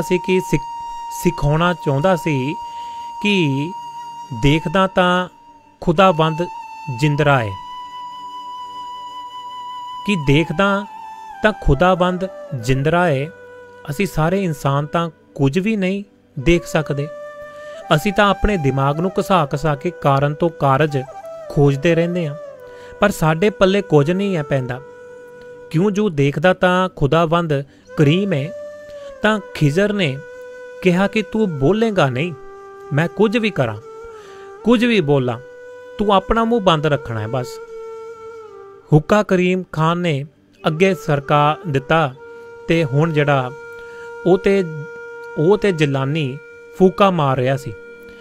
ਢਲਦੀ ਦੁਪਹਿਰ ਦੇ ਵਿੱਚ ਮਾਸ਼ਕੀ ਦੁਕਾਨ ਸਾਹਮਣੇ ਆਪਣੀ ਪਾਣੀ ਛਿੜਕ ਰਿਹਾ ਸੀ। ਗਿੱਲੀ ਮਿੱਟੀ ਦੀ ਮਹਿਕ ਹਵਾ ਦੇ ਵਿੱਚ ਫੈਲੀ ਹੋਈ ਸੀ ਤੇ ਸੜਕ ਤੇ ਆਵਾਜਾਈ ਘਟ ਗਈ। ਕੁਝ ਲੋਕ ਜਾਮਾ ਮਸਜਿਦ ਦੇ ਵਿੱਚ ਦਿਨ ਦੀ ਨਮਾਜ਼ ਪੜ੍ਹਨ ਜਾਂਦੇ ਤੇ ਇੱਕ ਇੱਕ ਕਰਕੇ ਸਾਹਮਣੇ ਉਹ ਲੰਘਦੇ ਨਜ਼ਰ ਆ ਰਹੇ ਸਨ। ਤਾਂ ਕੀ ਹੋਇਆ? ਕੋਈ ਗੱਲ ਨਹੀਂ। ਦੂਜੇ ਦਿਨ ਖਿਜ਼ਰ ਇੱਕ ਪਿੰਡ ਤੋਂ ਦੂਜੇ ਪਿੰਡ ਵੱਲ ਜਾਣ ਲੱਗਾ। मूसा भी मगरे मगर ते मगरों विच मूसा बड़ा वड्डा पैगंबर बनिया, पर उदों तक खिजर दा चेला सी। सुन जलानी, कन ला के सुन हुण, बड़ा प्रेरणादायक किस्सा। तां दोवें तुर पए। हुण रस्ते दे विच नदी पैंदी सी। कंढे ते एक किश्ती बनी हुई सी जिस दे कारण लोग नदी पार करदे। ते हुण की होया कि दोवें जने किश्ती दे विच बैठ गए। पत्तण वाला उन्हां नूं पार लै जाण लगा तां कुछ देर मगरों मूसा ने की देखिया कि खिजर किश्ती दे थल्ले मोहरा कर रहा है। किश्ती बिल्कुल नवीं सी ते जिवें अज ही बन के आई होवे। खिजर हेठां सुराख करी जा रहा सी। एक मोहरा करन तो मगरों उसने एक होर सुराख कीता ते फिर एक होर। मूसा चीकिया, वल्ला वल्ला, तुसी की कर रहे हो जी? किश्ती डुब जाएगी, असी दोवें डुब जावांगे। खिजर ने उंगली अपने बुल्लां ते रख के उन्होंने चुप रहन दा जड़ा इशारा किया, पर मूसा परेशान हो गया। क्यों जी? किश्ती दे विच पानी भरन लगा सी। वो डर रहा सी कि किश्ती हुण डुब्बी ही डुब्बी लो, पर वो चुप हो गया। खिजर नूं जुबान दे चुका सी कि चुप रहेगा तां शागिर्द बनेगा। कुछ देर मगरों खिजर ने एक एक करके सुराख बंद कर दिते, पर उदों ताईं किश्ती दा तला बड़ा जड़ा खराब हो चुका सी। हुण दोवां ने नदी पार कर लई तां ਰੱਬ ਤੇਰਾ ਭਲਾ ਕਰੇ ਕਹਿੰਦਾ। ਦੋਵੇਂ ਜਾ ਰਹੇ ਸਨ ਤਾਂ ਇੱਕ ਥਾਂ ਤੇ ਇੱਕ ਛੋਟਾ ਜਿਹਾ ਮੁੰਡਾ ਜ਼ਮੀਨ ਤੇ ਖੇਡ ਰਿਹਾ ਸੀ। ਬੱਚੇ ਕੋਲੋਂ ਲੰਘੇ ਤਾਂ ਖਿਜ਼ਰ ਨੇ ਆ ਦੇਖਿਆ ਨਾ ਤਾਂ ਬੱਚੇ ਨੂੰ ਚੁੱਕ ਕੇ ਉਸ ਦੀ ਗਿੱਚੀ ਮਰੋੜ ਦਿੱਤੀ। ਹੈ ਇਹ ਕੀ? ਮੂਸਾ ਫਿਰ ਚੀਕਿਆ। ਮਾਸੂਮ ਬੱਚੇ ਨੂੰ ਮਾਰ ਸੁੱਟਿਆ, ਪਰ ਖਿਜ਼ਰ ਚੁੱਪ। ਖਿਜ਼ਰ ਨੇ ਫਿਰ ਉਂਗਲੀ ਬੁੱਲਾਂ ਤੇ ਰੱਖ ਦਿੱਤੀ ਤੇ ਮੂਸੇ ਨੂੰ ਚੁੱਪ ਰਹਿਣ ਦਾ ਫਿਰ ਹੁਕਮ ਦੇ ਦਿੱਤਾ। ਅਲਮ ਦੂ ਲਿਲਾਹ, ਬੋਲਾ ਨਾ। ਤੁਸੀਂ ਬੇਗੁਨਾਹ ਬੱਚੇ ਦੀ ਧੌਣ ਮਰੋੜ ਦਿੱਤੀ। ਨਾ ਜਾਣ ਨਾ ਪਛਾਣ, ਇਸ ਪਿੰਡ ਦੇ ਵਿੱਚ ਪਹਿਲਾਂ ਕਦੇ ਤੁਸੀਂ ਪੈਰ ਨਹੀਂ ਪਾਏ। ਇਹ ਮਾਸੂਮ ਦੇ ਨਾਲ ਭਲਾ ਤੁਹਾਡੀ ਕੀ ਦੁਸ਼ਮਣੀ ਸੀ? ਮੂਸਾ ਬੜਾ ਪਰੇਸ਼ਾਨ ਹੋਇਆ। ਅੰਦਰੋਂ ਤਾਂ ਉਹ ਪੈਗੰਬਰ ਹੀ ਸੀ ਨਾ, ਅਜੇ ਉਹਨੂੰ ਪੈਗੰਬਰੀ ਮਿਲੀ ਨਹੀਂ ਸੀ। ਕਰੀਮ ਖਾਨ ਨੇ ਸਿਰ ਹਿਲਾ ਕੇ ਕਿਹਾ, ਹੁਣ ਰੱਬ ਤੁਹਾਡਾ ਭਲਾ ਕਰੇ। ਦੋਵੇਂ ਅੱਗੇ ਜਾਣ ਲੱਗੇ। ਪਿੰਡ ਪਾਰ ਕੀਤਾ। ਹੁਣ ਜਦੋਂ ਪਿੰਡ ਦੀ ਹੱਦ ਤੇ ਪਹੁੰਚੇ ਤਾਂ ਉੱਥੇ ਟੁੱਟੀ ਭੰਨੀ ਕੰਧ ਸੀ ਤੇ ਮੂਸਾ ਤਾਂ ਇੱਕ ਛਲਾਂਗ ਮਾਰ ਕੇ ਉਹਨੂੰ ਪਾਰ ਕਰ ਗਿਆ ਤੇ ਪਰ ਪਿੱਛੇ ਮੁੜ ਕੇ ਨਾ ਦੇਖਿਆ। ਖਿਜ਼ਰ ਕੰਧ ਕੋਲ ਖੜਾ ਆ ਤੇ ਆਲੇ ਦੁਆਲੇ ਡਿੱਗੀਆਂ ਟੁੱਟੀਆਂ ਇੱਟਾਂ ਨੂੰ ਚੁੱਕ ਕੇ ਕੰਧ ਕੋਲ ਰੱਖ ਰਿਹਾ ਹੈ ਤੇ ਕੰਧ ਦੀ ਚਿਨਾਈ ਕਰੀ ਜਾ ਰਿਹਾ ਹੈ। ਮੂਸਾ ਮੁੜ ਆਇਆ ਤੇ ਬਜ਼ੁਰਗੋ, ਉਸ ਬੱਚੇ ਨੂੰ ਤਾਂ ਤੁਸੀਂ ਮੌਤ ਦੇ ਘਾਟ ਉਤਾਰ ਹੀ ਦਿੱਤਾ, ਜਿਸ ਨੇ ਜ਼ਿੰਦਗੀ ਦੇ 2 ਦਿਨ ਵੀ ਚੱਜ ਦੇ ਨਾਲ ਹੀ ਨਹੀਂ ਦੇਖੇ ਸਨ। ਹੁਣ ਇਸ ਕੰਧ ਨੂੰ ਜਿਹੜੇ ਕਿੰਨੇ ਸਾਲਾਂ ਦੀ ਟੁੱਟੀ ਪਈ ਹੈ ਦੁਬਾਰਾ ਖੜੀ ਕਰ ਰਹੇ ਹੋ। ਇਹ ਕੀ ਮਾਜ਼ਰਾ ਹੈ? ਤੁਹਾਡੀਆਂ ਗੱਲਾਂ ਮੇਰੀ ਸਮਝ ਨਹੀਂ ਆਉਂਦੀਆਂ ਜੀ। ਖਿਜ਼ਰ ਨੇ ਫਿਰ ਉਂਗਲ ਚੁੱਕ ਕੇ ਉਹਨੂੰ ਚੁੱਪ ਰਹਿਣ ਦਾ ਇਸ਼ਾਰਾ ਕਰ ਦਿੱਤਾ। ਮੂਸਾ ਫਿਰ ਚੁੱਪ ਹੋ ਗਿਆ। ਉਹ ਫਿਰ ਅੱਗੇ ਤੁਰਦੇ ਗਏ ਇੱਕ ਬਾਗ ਦੇ ਵਿੱਚ ਪਹੁੰਚੇ, ਜਿੱਥੇ ਇੱਕ ਝਰਨਾ ਵਗ ਰਿਹਾ ਸੀ ਤੇ ਛਾਂਦਾਰ ਰੁੱਖ ਸੀ। ਦੋਵਾਂ ਨੇ ਮੂੰਹ ਹੱਥ ਧੋਤਾ, ਰੁੱਖ ਥੱਲੇ ਬੈਠ ਕੇ। ਹੁਣ ਖਿਜ਼ਰ ਬੋਲਿਆ, ਸੁਣ ਬਰਖੁਰਦਾਰ, ਉਹ ਜਿੱਥੇ ਮੈਂ ਕਿਸ਼ਤੀ ਦੇ ਵਿੱਚ ਮੋਹਰੇ ਕੀਤੇ ਸੀ ਨਾ, ਤੂੰ ਬੁਰਾ ਮਨਾਇਆ ਸੀ। ਅਸਲ ਦੇ ਵਿੱਚ ਉਸ ਪਿੰਡ ਦਾ ਹਾਕਮ ਬੜਾ ਜ਼ਾਲਮ ਹੈ। ਉਹ ਆਪਣੀ ਐਸ਼ ਪ੍ਰਸਤੀ ਦੇ ਲਈ ਗਰੀਬ ਲੋਕਾਂ ਦੀਆਂ ਕਿਸ਼ਤੀਆਂ ਖੋਹ ਲੈਂਦਾ ਹੈ।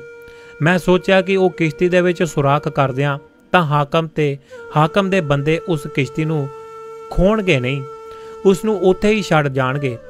ਪੱਤਨ ਦਾ ਰੋਜ਼ਗਾਰ ਬਣਿਆ ਰਹੇਗਾ, ਜਾਣੀ ਕਿ ਨਦੀ ਤੋਂ ਇੱਕ ਪਾਸੇ ਉੱਧਰ ਜਾਣ ਦਾ ਰੋਜ਼ਗਾਰ ਚੱਲਦਾ ਰਹੇਗਾ। ਮੂਸਾ ਚੁੱਪਚਾਪ ਸੁਣਦਾ ਰਿਹਾ। ਪਰ ਤੁਸੀਂ ਉਸ ਬੇਗੁਨਾਹ ਬੱਚੇ ਨੂੰ ਕਿਉਂ ਮਾਰਿਆ ਜੀ? ਸੁਣ ਹੁਣੇ ਦੱਸਦਾ ਹੈ।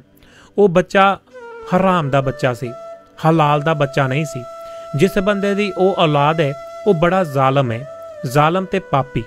ਮੈਂ ਉਸ ਬੱਚੇ ਦਾ ਕਤਲ ਤਾਂ ਕਰ ਦਿੱਤਾ ਕਿ ਵੱਡਾ ਹੋ ਕੇ ਉਹ ਵੀ ਜ਼ਾਲਮ ਬਣਦਾ ਹੈ ਤੇ ਬੇਗੁਨਾਹ ਤੇ ਜ਼ੁਲਮ ਕਰਦਾ ਹੈ।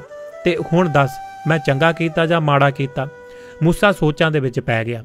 ਉਸ ਦਾ ਸਿਰ ਝੁਕ ਗਿਆ। ਪਰ ਤੁਸੀਂ ਉਸ ਟੁੱਟੀ ਪਈ ਕੰਧ ਨੂੰ ਦੁਬਾਰਾ ਕਿਉਂ ਖੜੇ ਕੀਤਾ?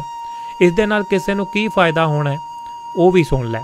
ਖਿਜ਼ਰ ਬੋਲਿਆ, ਉਹ ਜਿਸ ਟੁੱਟੀ ਹੋਈ ਕੰਧ ਦੀ ਮੁਰੰਮਤ ਮੈਂ ਕੀਤੀ ਹੈ ਨਾ, ਉਸ ਦੇ ਥੱਲੇ ਖਜ਼ਾਨਾ ਦੱਬਿਆ ਹੋਇਆ ਹੈ, ਬਹੁਤ ਵੱਡਾ ਖਜ਼ਾਨਾ। ਪਰ ਪਿੰਡ ਵਾਲਿਆਂ ਨੂੰ ਇਸ ਦਾ ਪਤਾ ਨਹੀਂ। ਪਿੰਡ ਵਾਲੇ ਬੜੇ ਗਰੀਬ ਨੇ, ਬਹੁਤ ਜ਼ਰੂਰਤਮੰਦ ਲੋਕ ਨੇ। ਮੈਂ ਉਹਨਾਂ ਦੀ ਮਦਦ ਕਰਨਾ ਚਾਹੁੰਦਾ ਸੀ। ਮੈਂ ਕੰਧ ਨੂੰ ਪੱਕਾ ਕਰ ਦਿੱਤਾ। ਜਦੋਂ ਉਹ ਲੋਕ ਹਲ ਵਾਹੁੰਦੇ ਹੋਏ ਇੱਥੋਂ ਤਾਈਂ ਜਿਹੜਾ ਪਹੁੰਚਣਗੇ ਤਾਂ ਇਹ ਕੰਧ ਇੱਕ ਦਿਨ ਉਹਨਾਂ ਦੇ ਰਾਹ ਦੇ ਵਿੱਚ ਅੜਿੱਕਾ ਸਾਬਤ ਹੋਵੇਗੀ। ਉਹ ਇੱਕ ਦਿਨ ਇਸ ਨੂੰ ਤੋੜ ਦੇਣਗੇ ਤੇ ਇਸ ਨੂੰ ਜਿਹੜਾ ਤੋੜਨਗੇ, ਇੱਕ ਇੱਟ ਚੁੱਕ ਕੇ ਖੇਤਾਂ ਤੋਂ ਬਾਹਰ ਸੁੱਟਣਗੇ। ਉਹਨਾਂ ਨੂੰ ਹੇਠਾਂ ਦੱਬਿਆ ਹੋਇਆ ਖਜ਼ਾਨਾ ਮਿਲ ਜਾਊਗਾ। ਉਹ ਅਮੀਰ ਬਣ ਜਾਣਗੇ। ਉਹਨਾਂ ਦੇ ਜਿਸਮ ਤੇ ਕੱਪੜਾ ਹੋਵੇਗਾ, ਘਰ ਦੇ ਵਿੱਚ ਰੋਟੀ ਹੋਵੇਗੀ। ਹੁਣ ਦੱਸ ਮੈਂ ਕੀ ਬੁਰਾ ਕੀਤਾ? ਕਰੀਮ ਖਾਨ ਨੇ ਕਹਾਣੀ ਸੁਣਨ ਤੋਂ ਮਗਰੋਂ ਸਿਰ ਹਿਲਾਉਂਦਿਆਂ ਹੋਇਆਂ ਕਿਹਾ। ਇੱਕ ਸਾਥੀ ਵੱਲ ਦੇਖਿਆ, ਬੋਲਿਆ, ਤਾਂ ਤੁਹਾਡੇ ਕਹਿਣ ਦਾ ਮਤਲਬ ਹੈ ਕਿ ਜੋ ਗੱਲ ਹਾਕਮ ਦੇਖ ਸਕਦਾ ਹੈ ਉਹ ਤੁਸੀਂ ਨਹੀਂ ਦੇਖ ਸਕਦੇ। ਅੰਗਰੇਜ਼ ਹਾਕਮ ਦੀਆਂ ਨਜ਼ਰਾਂ 4 ਚੁਫੇਰੇ ਦੇਖਦੀਆਂ ਨੇ। ਨਹੀਂ ਤਾਂ ਇਹ ਕਿਵੇਂ ਸੰਭਵ ਹੋ ਜਾਂਦਾ ਹੈ ਕਿ ਮੁੱਠ ਕੁ ਫਿਰੰਗੀ ਲੋਕ 7 ਸਮੁੰਦਰੋਂ ਪਾਰ ਆ ਕੇ ਇੰਨੇ ਵੱਡੇ ਮੁਲਕ ਤੇ ਆਪਣੀ ਹਕੂਮਤ ਕਰਨ? ਅੰਗਰੇਜ਼ ਬੜਾ ਸਿਆਣਾ ਹੈ, ਦੂਰ ਅੰਦੇਸ਼ੀ ਹੈ। ਬਿਲਕੁਲ ਸਹੀ ਕਿਹਾ। ਆਲੇ ਦੁਆਲੇ ਬੈਠੇ ਹੋਰਾਂ ਨੇ ਵੀ ਸਿਰ ਹਿਲਾਇਆ। ਇਸੇ ਦੁਕਾਨ ਦੇ ਵਿੱਚ ਇੱਕ ਪਾਸੇ ਨੱਥੂ ਵੀ ਬੈਠਾ ਹੋਇਆ ਸੀ। ਚਾਹ ਦਾ ਕੱਪ ਸਾਹਮਣੇ ਰੱਖੀ, ਹੱਥ ਦੇ ਵਿੱਚ ਲੰਬਾ ਜਿਹਾ ਰਸ ਦਾ ਟੁਕੜਾ ਚੁੱਕੀ ਉਹ ਡੁਬੋ ਕੇ ਖਾ ਰਿਹਾ ਸੀ ਤੇ ਧਿਆਨ ਦੇ ਨਾਲ ਕਰੀਮ ਖਾਨ ਦਾ ਕਿੱਸਾ ਸੁਣ ਰਿਹਾ ਸੀ। ਇਹ ਸੁਣ ਕੇ ਉਹਨੂੰ ਜਿਹੜਾ ਸੰਤੁਸ਼ਟੀ ਹੋਈ। ਜਦੋਂ ਦਾ ਉਹ ਸੂਰ ਵਾਲੇ ਕੋਠੜੇ ਦੇ ਵਿੱਚ ਨਿਕਲਿਆ ਸੀ ਤੇ ਉਹ ਕਦੇ ਸ਼ਹਿਰ ਦੇ ਇੱਕ ਹਿੱਸੇ ਦੇ ਵਿੱਚ ਤੇ ਕਦੇ ਸ਼ਹਿਰ ਦੇ ਦੂਜੇ ਦੇ ਚੱਕਰ ਕੱਟ ਰਿਹਾ ਸੀ, ਜਿੱਥੇ ਬੈਠਦਾ ਲੋਕ ਸੂਰ ਦੀ ਚਰਚਾ ਕਰਦੇ ਸੁਣਾਈ ਦਿੰਦੇ ਸਨ।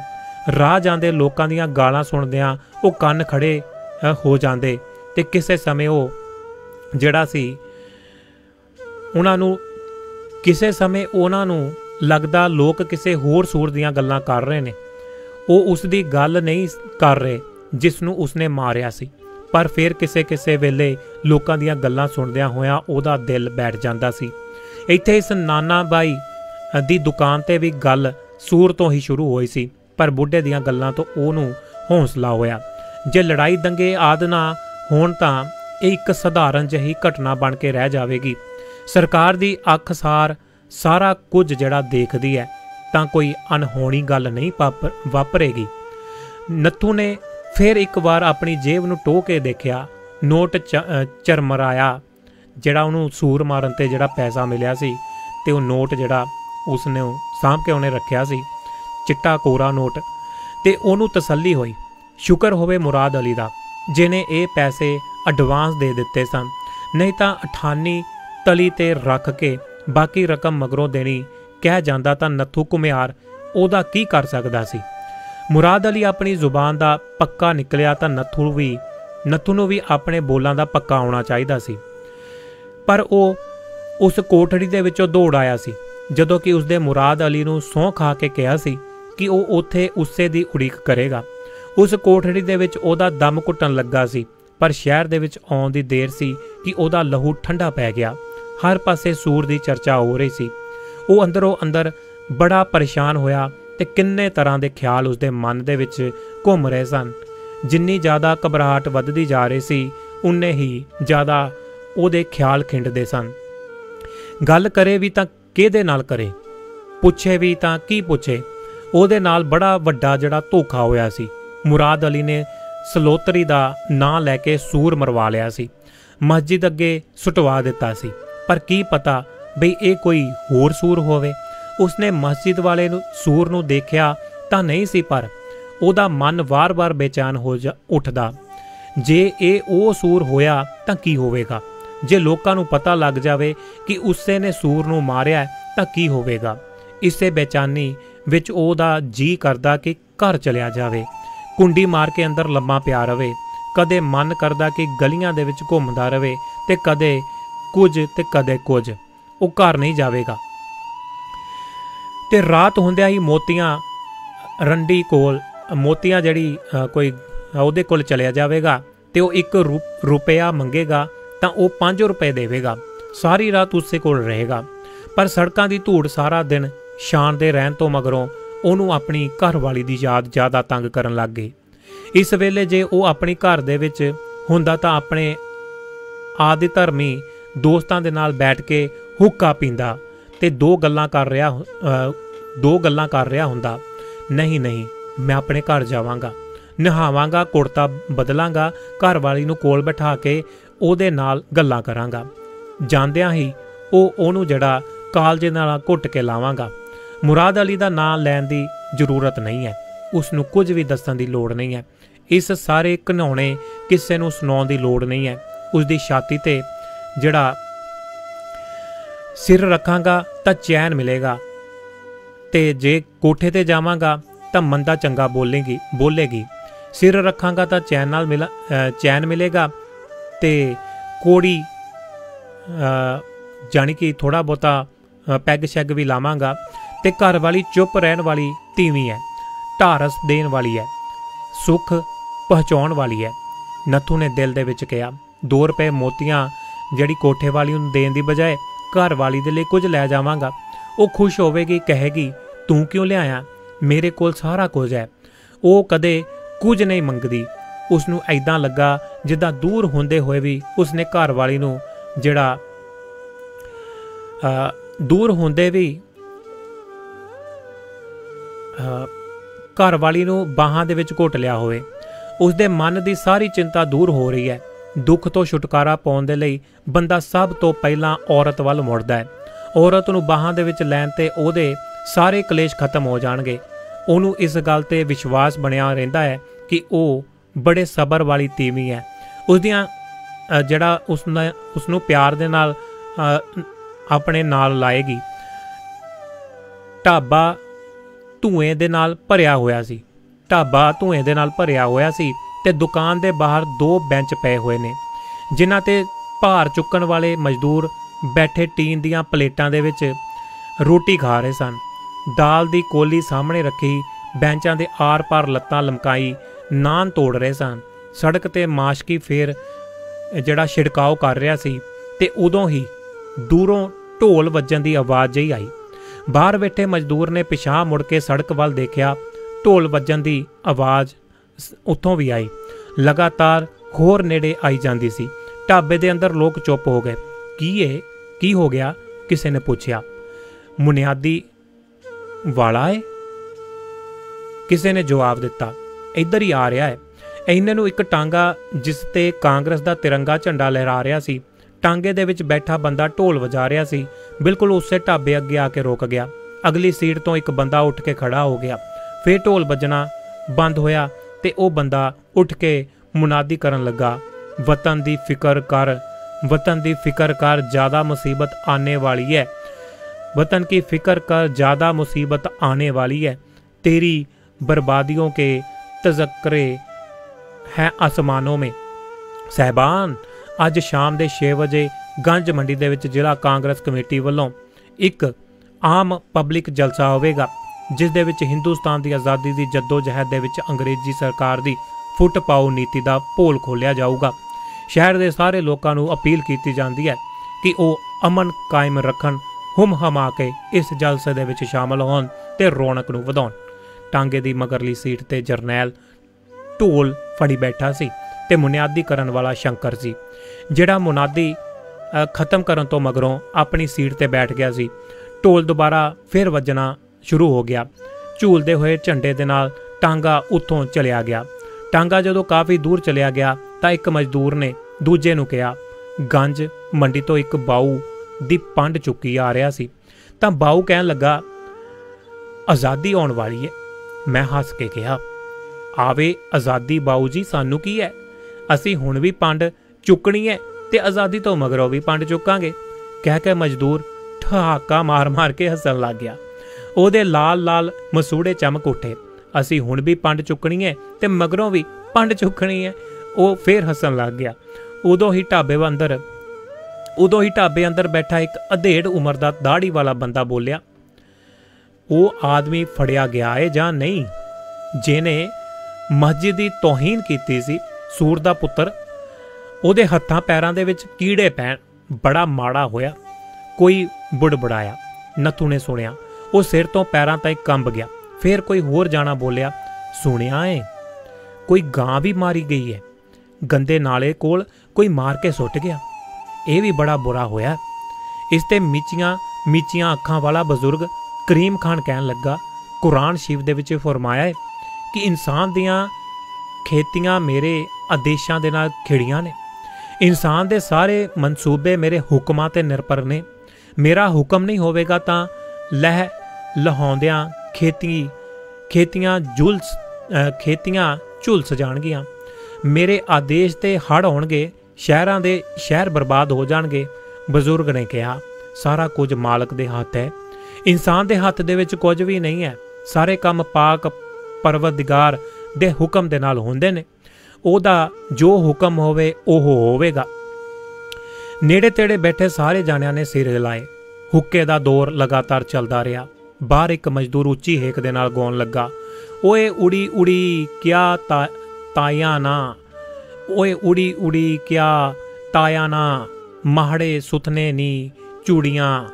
ये ओह मजदूर सी जो कुछ समा पहलां खी करदा बाऊ दे नाल होई अपनी गलबात नूं दोहराउंदा रहा सी। उसदे हंसोड़ यानी कि हसमुख बेपरवाह सुभाਅ नूं देख के नत्थू नूं रश्क होया सी। ਉਦੋਂ ਹੀ ਸੜਕ ਤੇ ਫੇਰ ਹਿਲਜੁਲ ਹੋਈ ਸੀ। ਤੁਰੇ ਜਾਂਦੇ ਲੋਕ ਖੜੇ ਹੋਣ ਲੱਗ ਗਏ ਤੇ ਸਾਰਿਆਂ ਦੀਆਂ ਨਜ਼ਰਾਂ ਸੱਜੇ ਪਾਸੇ ਵੱਲ ਮੁੜਨ ਲੱਗ ਗਈਆਂ, ਜਿਸ ਪਾਸੇ ਜਾਮਾ ਮਸਜਿਦ ਸੀ। ਪੀਰ ਸਾਹਿਬ ਤਸ਼ਰੀਫ ਲਿਆਏ ਨੇ। ਗੋਲੜਾ ਸ਼ਰੀਫ ਦੇ ਪੀਰ ਆਏ ਨੇ। ਸੜਕ ਤੇ ਖੜੇ ਹੋ ਕੇ ਕਿਸੇ ਬੰਦੇ ਨੇ ਨਾਨਾ ਬਾਈ ਨੂੰ ਕਿਹਾ ਸੀ। ਦਿਲ ਤੇ ਹੱਥ ਰੱਖੀ ਪੀਰ ਸਾਹਿਬ ਦਾ ਰਾਹ ਦੇਖਣ ਲੱਗਾ। ਨਾਨਾ ਬਾਈ ਵੀ ਉੱਠ ਕੇ ਖੜਾ ਹੋ ਗਿਆ। ਉਦੋਂ ਹੀ ਜਿਹੜਾ ਕਹਾਵਾ ਘਰ ਦੇ ਅੰਦਰ ਬੈਠੇ ਸਾਰੇ ਲੋਕ ਬਾਹਰ ਆ ਗਏ। ਸੜਕ ਤੇ ਪਲਕਾਂ ਵਿਛਾਈ ਪੀਰ ਦੇ ਆਉਣ ਦਾ ਇੰਤਜ਼ਾਰ ਕਰਨ ਲੱਗ ਗਏ। ਨਾਨਾ ਬਾਈ ਥੋੜੇ ਅੱਗੇ ਆ ਗਿਆ ਤੇ ਸਿਰ ਝੁਕਾ ਕੇ ਹੱਥ ਜੋੜੀ ਸੜਕ ਦੇ ਵਿਚਕਾਰ ਖੜ ਗਿਆ। ਪੀਰ ਸਾਹਿਬ ਨੇ ਆਪਣਾ ਖੱਬਾ ਹੱਥ ਅੱਗੇ ਵਧਾਇਆ ਤੇ ਨਾਨਾ ਬਾਈ ਨੇ ਉਹਨੂੰ ਝੁਕ ਕੇ ਅੱਖਾਂ ਦੇ ਨਾਲ ਚੁੰਮਿਆ। ਫਿਰ ਆਪਣਾ ਸੱਜਾ ਹੱਥ ਦਿਲ ਤੇ ਰੱਖਿਆ। ਪਹਿਲਾਂ ਵਾਂਗੂ ਹੱਥ ਜੋੜ ਸਿਰ ਝੁਕਾ ਕੇ ਖੜ ਗਿਆ। ਪੀਰ ਸਾਹਿਬ ਨੇ ਹੱਥ ਜ਼ਰਾ ਕੁ ਉਤਾਂ ਚੁੱਕਿਆ। ਬਿਨਾਂ ਕੁਝ ਬੋਲੇ ਅੱਗੇ ਵੱਧ ਗਏ। ਵਾਰੋ ਵਾਰੀ ਦੇ ਨਾਲ ਸੜਕ ਤੇ ਖੜੇ ਜਿਹੜੇ ਕਰੀਬ ਸਾਰੇ ਜਣੇ ਉਹਨਾਂ ਕੋਲ ਗਏ। ਸਾਰਿਆਂ ਨੇ ਆਪਣੀਆਂ ਅੱਖਾਂ ਦੇ ਨਾਲ ਪੀਰ ਦੇ ਹੱਥ ਚੁੰਮੇ। ਸਭ ਨੂੰ ਪੀਰ ਸਾਹਿਬ ਨੇ ਦੁਆ ਦਿੱਤੀ। ਬੜੇ ਪਹੁੰਚੇ ਹੋਏ ਪੀਰ ਨੇ। ਨਾਨਾ ਬਾਈ ਨੇ ਆਪਣੀ ਥਾਂ ਤੇ ਮੁੜਦਿਆਂ ਹੋਇਆਂ ਕਿਹਾ ਸੀ, ਵਾਹਲਾ ਵੱਲਾ, ਚਿਹਰੇ ਤੋਂ ਕਿੰਨਾ ਜਲਾਲ ਹੈ, ਨੂਰ ਵਰਸ ਰਿਹਾ ਹੈ। ਹੋਰ ਲੋਕ ਵੀ ਮੁੜ ਆਏ ਸਨ। ਕੁਝ ਲੋਕ ਉੱਥੋਂ ਹੀ ਆਪਣੇ ਘਰਾਂ ਨੂੰ ਮੁੜ ਗਏ ਸਨ। ਕਹਾਵਾ ਖਾਨਾ ਵਿੱਚ ਹੁਣ ਪੀਰ ਦੀ ਚਰਚਾ ਚੱਲ ਪਈ ਸੀ। ਬੜੇ ਪਹੁੰਚੇ ਹੋਏ ਪੀਰ ਨੇ, ਦਿਲ ਦੀ ਗੱਲ ਬੁੱਝ ਲੈਂਦੇ ਨੇ, ਨਾਨਾ ਬਾਈ ਕਹੀ ਜਾ ਰਿਹਾ ਸੀ। ਫਿਰ ਉਹ ਤਖਤ ਪੋਸ਼ ਤੇ ਬੈਠਾ ਅੰਦਰ ਵੱਲ ਮੂੰਹ ਕਰਕੇ ਬੋਲਿਆ, ਮੈਂ ਇੱਕ ਵਾਰ ਜ਼ਿਆਰਤ ਕਰਨ ਗੋਲੜਾ ਸ਼ਰੀਫ ਗਿਆ। ਪੀਰ ਸਾਹਿਬ ਦੇ ਹਜ਼ੂਰ ਦੇ ਵਿੱਚ ਪਹੁੰਚਿਆ ਤਾਂ ਮੈਨੂੰ ਦੇਖ ਕੇ ਕਹਿਣ ਲੱਗੇ, ਕੁਝ ਦਾਣੇ ਚੁੱਕ ਲੈ। ਦੇਖਦਾ ਕੀ ਹੈ?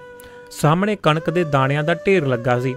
ਮੈਂ ਉੱਦਾਂ ਹੀ ਕੁਝ ਜਿਹੜੇ ਕੁ ਦਾਣੇ ਚੁੱਕ ਲਏ ਤੇ ਇਸ ਤੇ ਪੀਰ ਸਾਹਿਬ ਨੇ ਫਰਮਾਇਆ, ਬਸ ਸਿਰਫ 170 ਦਾਣੇ, ਜ਼ਿਆਦਾ ਚੁੱਕ ਲੈਂਦਾ।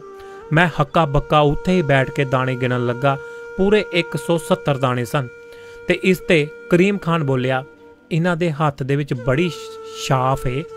ਮੇਰਾ ਪੋਤਾ ਏ, ਹੁਣ ਤਾਂ ਵੱਡਾ ਹੋ ਗਿਆ। ਜਦੋਂ ਨਿੱਕਾ ਜਿਹਾ ਬਾਲਕ ਸੀ ਤਾਂ ਉਹਨੂੰ ਕੰਨ ਪੇੜੇ ਹੋ ਗਏ ਸਨ ਤੇ ਦੋਵੇਂ ਗੱਲਾਂ ਸੁੱਜ ਗਈਆਂ। ਕਿਸੇ ਨੇ ਕਿਹਾ ਕਿ ਗੋਲੜਾ ਸ਼ਰੀਫ ਕੋਲ ਲੈ ਕੇ ਜਾਓ। ਪੀਰ ਸਾਹਿਬ ਨੇ ਇਸ਼ਾਰਾ ਕੀਤਾ, ਬੱਚੇ ਨੂੰ ਮੇਰੇ ਸਾਹਮਣੇ ਲਿਟਾ ਦਿਓ। ਮੈਂ ਲਿਟਾ ਦਿੱਤਾ। ਫਿਰ ਉਹਨਾਂ ਨੇ ਕੋਲ ਰੱਖਿਆ ਹੋਇਆ ਵੱਡਾ ਸਾਰਾ ਛੁਰਾ ਚੁੱਕਿਆ। ਉਹਨੂੰ ਇੱਕ ਵਾਰ ਜਿਹੜਾ ਬੱਚੇ ਦੇ ਦੋਹਾਂ ਗੱਲਾਂ ਨੂੰ ਛੂਹ ਦਿੱਤਾ ਤੇ ਫਿਰ ਹੱਥ ਦੇ ਜਿਹੜਾ ਪੰਜੇ ਤੇ ਆਪਣੇ ਮੂੰਹ ਤੋਂ ਆਪਣੀ ਲੱਭ ਲਈ ਤੇ ਬੱਚੇ ਦੇ ਦੋਹਾਂ ਗੱਲਾਂ ਤੇ ਲਾ ਦਿੱਤੀ। ਬਸ ਇੰਨਾ ਹੀ। ਮੈਂ ਪੀਰ ਸਾਹਿਬ ਨੂੰ ਸਿਜਦਾ ਕਰਕੇ ਬੱਚੇ ਨੂੰ ਚੁੱਕ ਕੇ ਘਰ ਲੈ ਆਇਆ। ਘਰ ਪਹੁੰਚਦਿਆਂ ਸੋਜ ਲੈ ਚੁੱਕਿਆ ਸੀ। ਬੁਖਾਰ ਵੀ ਖਤਮ ਹੋ ਗਿਆ। ਪੀਰਾਂ ਦਸਤ ਗੋਰਾਂ ਦੇ ਹੱਥਾਂ ਦੇ ਵਿੱਚ ਬੜੀ ਸ਼ਫਾ ਹੁੰਦੀ ਹੈ। ਇੱਧਰ ਮਸਿਆੜੀ ਕੋਲ ਬਾਬਾ ਰੋਡਾ ਬੈਠਦਾ ਹੈ। ਉਹਦੇ ਹੱਥ ਦੇ ਵਿੱਚ ਬੜੀ ਸ਼ਫਾ ਹੈ। ਪੀਰ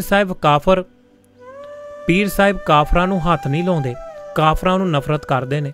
ਪਹਿਲਾਂ ਪੀਰ ਸਾਹਿਬ ਕੋਲ ਹਰ ਕੋਈ ਜਾ ਸਕਦਾ ਸੀ। ਜੇ ਕੋਈ ਕਾਫਰ ਇਲਾਜ ਦੇ ਲਈ ਆਵੇ ਤਾਂ ਛੜੀ ਦੀ ਨੋਕ ਉਸਦੀ ਨਬਜ਼ ਤੇ ਰੱਖਦੇ ਸਨ ਤੇ ਛੜੀ ਦਾ ਦੂਜਾ ਪਾਸਾ ਕੰਨ ਤੇ ਲਾਉਂਦੇ ਸਨ।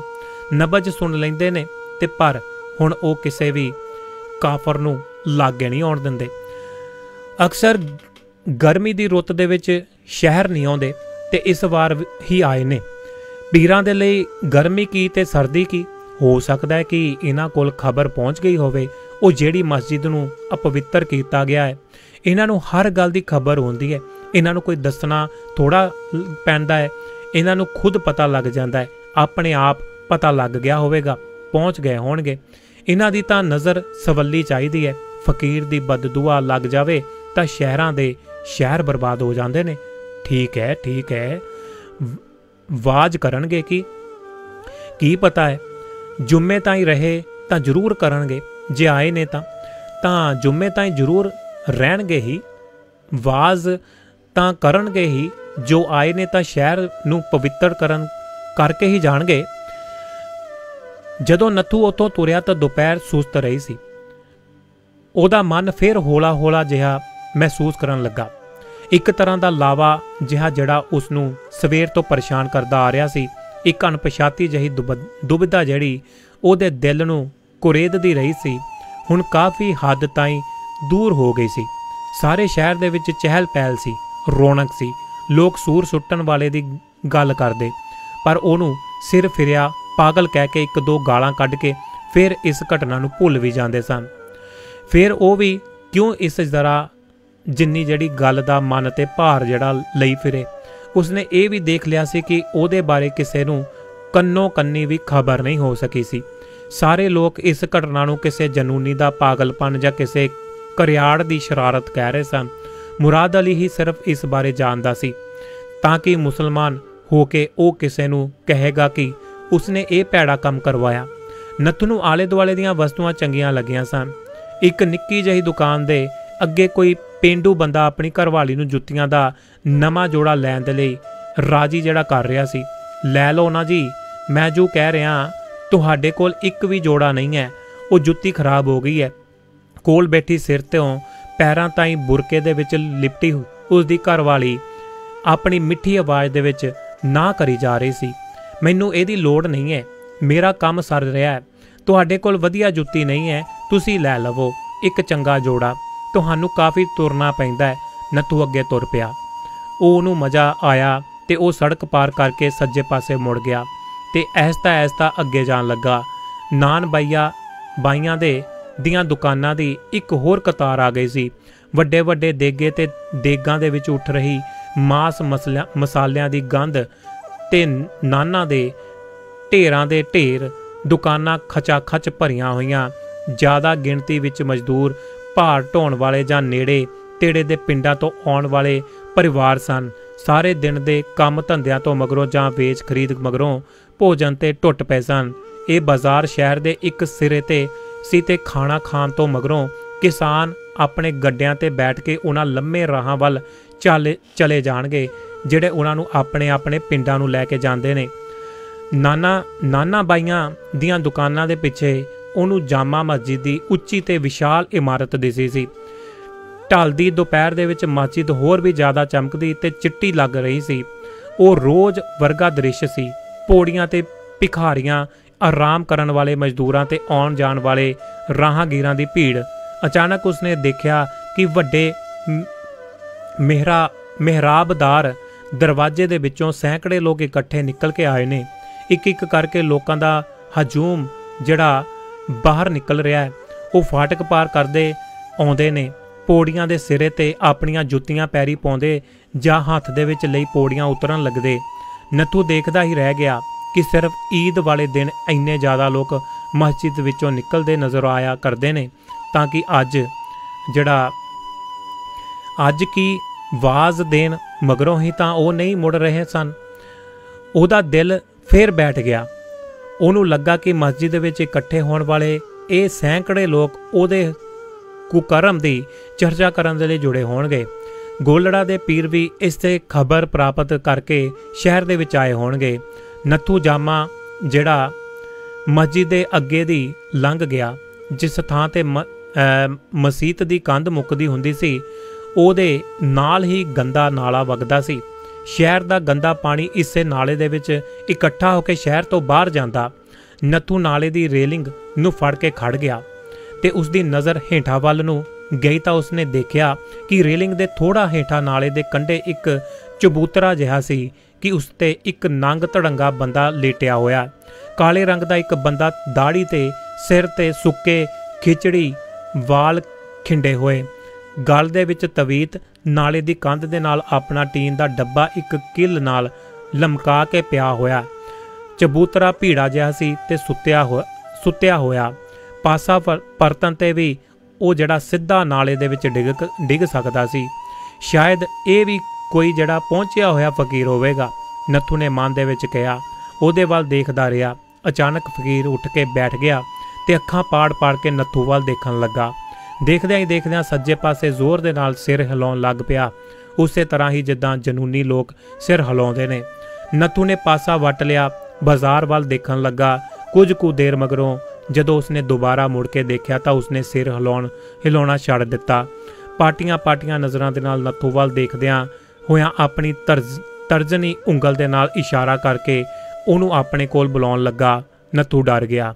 ਉਹ ਤਰਬਕ ਗਿਆ ਕਿ ਇਹ ਫਕੀਰ ਕਿਤੇ ਉਹਦੇ ਤੇ ਕੋਈ ਟੂਣਾ ਜਾਦੂ ਹੀ ਨਾ ਕਰ ਦੇਵੇ ਜਾਂ ਉਹ ਸ਼ਰਾਪ ਹੀ ਨਾ ਕੋਈ ਦੇ ਦੇਵੇ।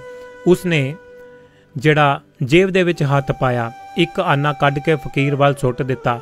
ਉੱਥੋਂ ਜਾਣ ਦੀ ਤਿਆਰੀ ਕਰਨ ਲੱਗਾ। ਦੇਖਦਿਆਂ ਹੀ ਦੇਖਦਿਆਂ ਫਕੀਰ ਨੇ ਆਨਾ ਚੁੱਕ ਲਿਆ, ਨਾਲੇ ਦੇ ਵਿੱਚ ਵਗਾ ਮਾਰਿਆ, ਸੁੱਟਿਆ।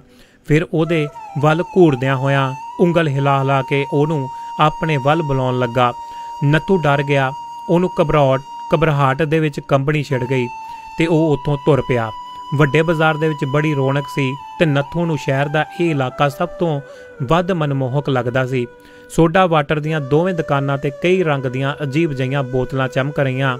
ਥੱਲੇ ਸਾਫ਼ ਕੱਪੜੇ ਪਾਈ ਦੁਕਾਨਦਾਰ ਚੌਂਕੜੀ ਮਾਰ ਕੇ ਲੈਮਨ ਦੇ ਗਲਾਸ ਗਾਹਕਾਂ ਦੇ ਲਈ ਭਰ ਕੇ ਦੇ ਰਹੇ ਨੇ ਤੇ ਸੜਕ ਦੀ ਪਟੜੀ ਤੇ ਫੁੱਲਾਂ ਦੇ ਗਜਰੇ ਵਾਲੇ ਬੈਠਦੇ ਸਨ ਤੇ ਸੋਡਾ ਵਾਟਰ ਦੀਆਂ ਦੁਕਾਨਾਂ ਦੇ ਨਾਲ ਹੀ ਸੀਖ ਕਬਾਬ ਵਾਲਾ ਬੈਠਦੇ ਸਨ। ਨਾਲ ਹੀ ਦਾਰੂ ਦਾ ਠੇਕਾ ਤੇ ਉੱਥੇ ਹੀ ਕਸਾਈ ਗਲੀ ਸੜਕ ਦੇ ਨਾਲ ਮਿਲਦੀ ਸੀ ਜਿੱਥੇ ਕੋਠਿਆਂ ਵਾਲੀਆਂ ਵੀ ਸਨ। ਨੱਥੂ ਸੜਕ ਦੇ ਕੋਨੇ ਦੇ ਵਿੱਚ ਤ੍ਰਿਬਕ ਖੜਾ ਰਿਹਾ ਤੇ ਦੁਕਾਨਾਂ ਦੇ ਸਾਹਮਣੇ ਸੜਕ ਤੇ ਬਹੁਤ ਟਾਂਗੇ ਖੜੇ ਸਨ। ਚਮਚਮਾਉਂਦੇ ਸਾਜ਼, ਘੋੜੀਆਂ ਦੇ ਸਿਰਾਂ ਤੇ ਨੱਚਦੀਆਂ ਕਲਗੀਆਂ, ਮੇਲੇ ਵਰਗਾ ਮਾਹੌਲ ਸੀ। ਕਿਸੇ ਵੀ ਵੇਲੇ ਕੋਈ ਟਾਂਗਾ ਸੜਕ ਦੇ ਐਨ ਵਿਚਾਲੇ ਆ ਕੇ ਰੁਕ ਜਾਂਦਾ ਤੇ ਘੋੜੇ ਦਾ ਚੁਸਤ ਜਿਸਮੀ ਸਾਜ਼ ਜਿਹੜਾ ਤੁੜਾਉਣ ਦੇ ਲਈ ਅੰਗੜਾਈਆਂ ਲੈ ਰਿਹਾ ਹੁੰਦਾ। ਟਾਂਗੇ ਦੇ ਵਿੱਚ ਕੋਈ ਤੁਰਲੇ ਵਾਲਾ ਅਮੀਰ ਆਪਣੇ ਇੱਕ ਦੋ ਸਾਥੀਆਂ ਦੇ ਨਾਲ ਬੈਠਾ ਹੁੰਦਾ।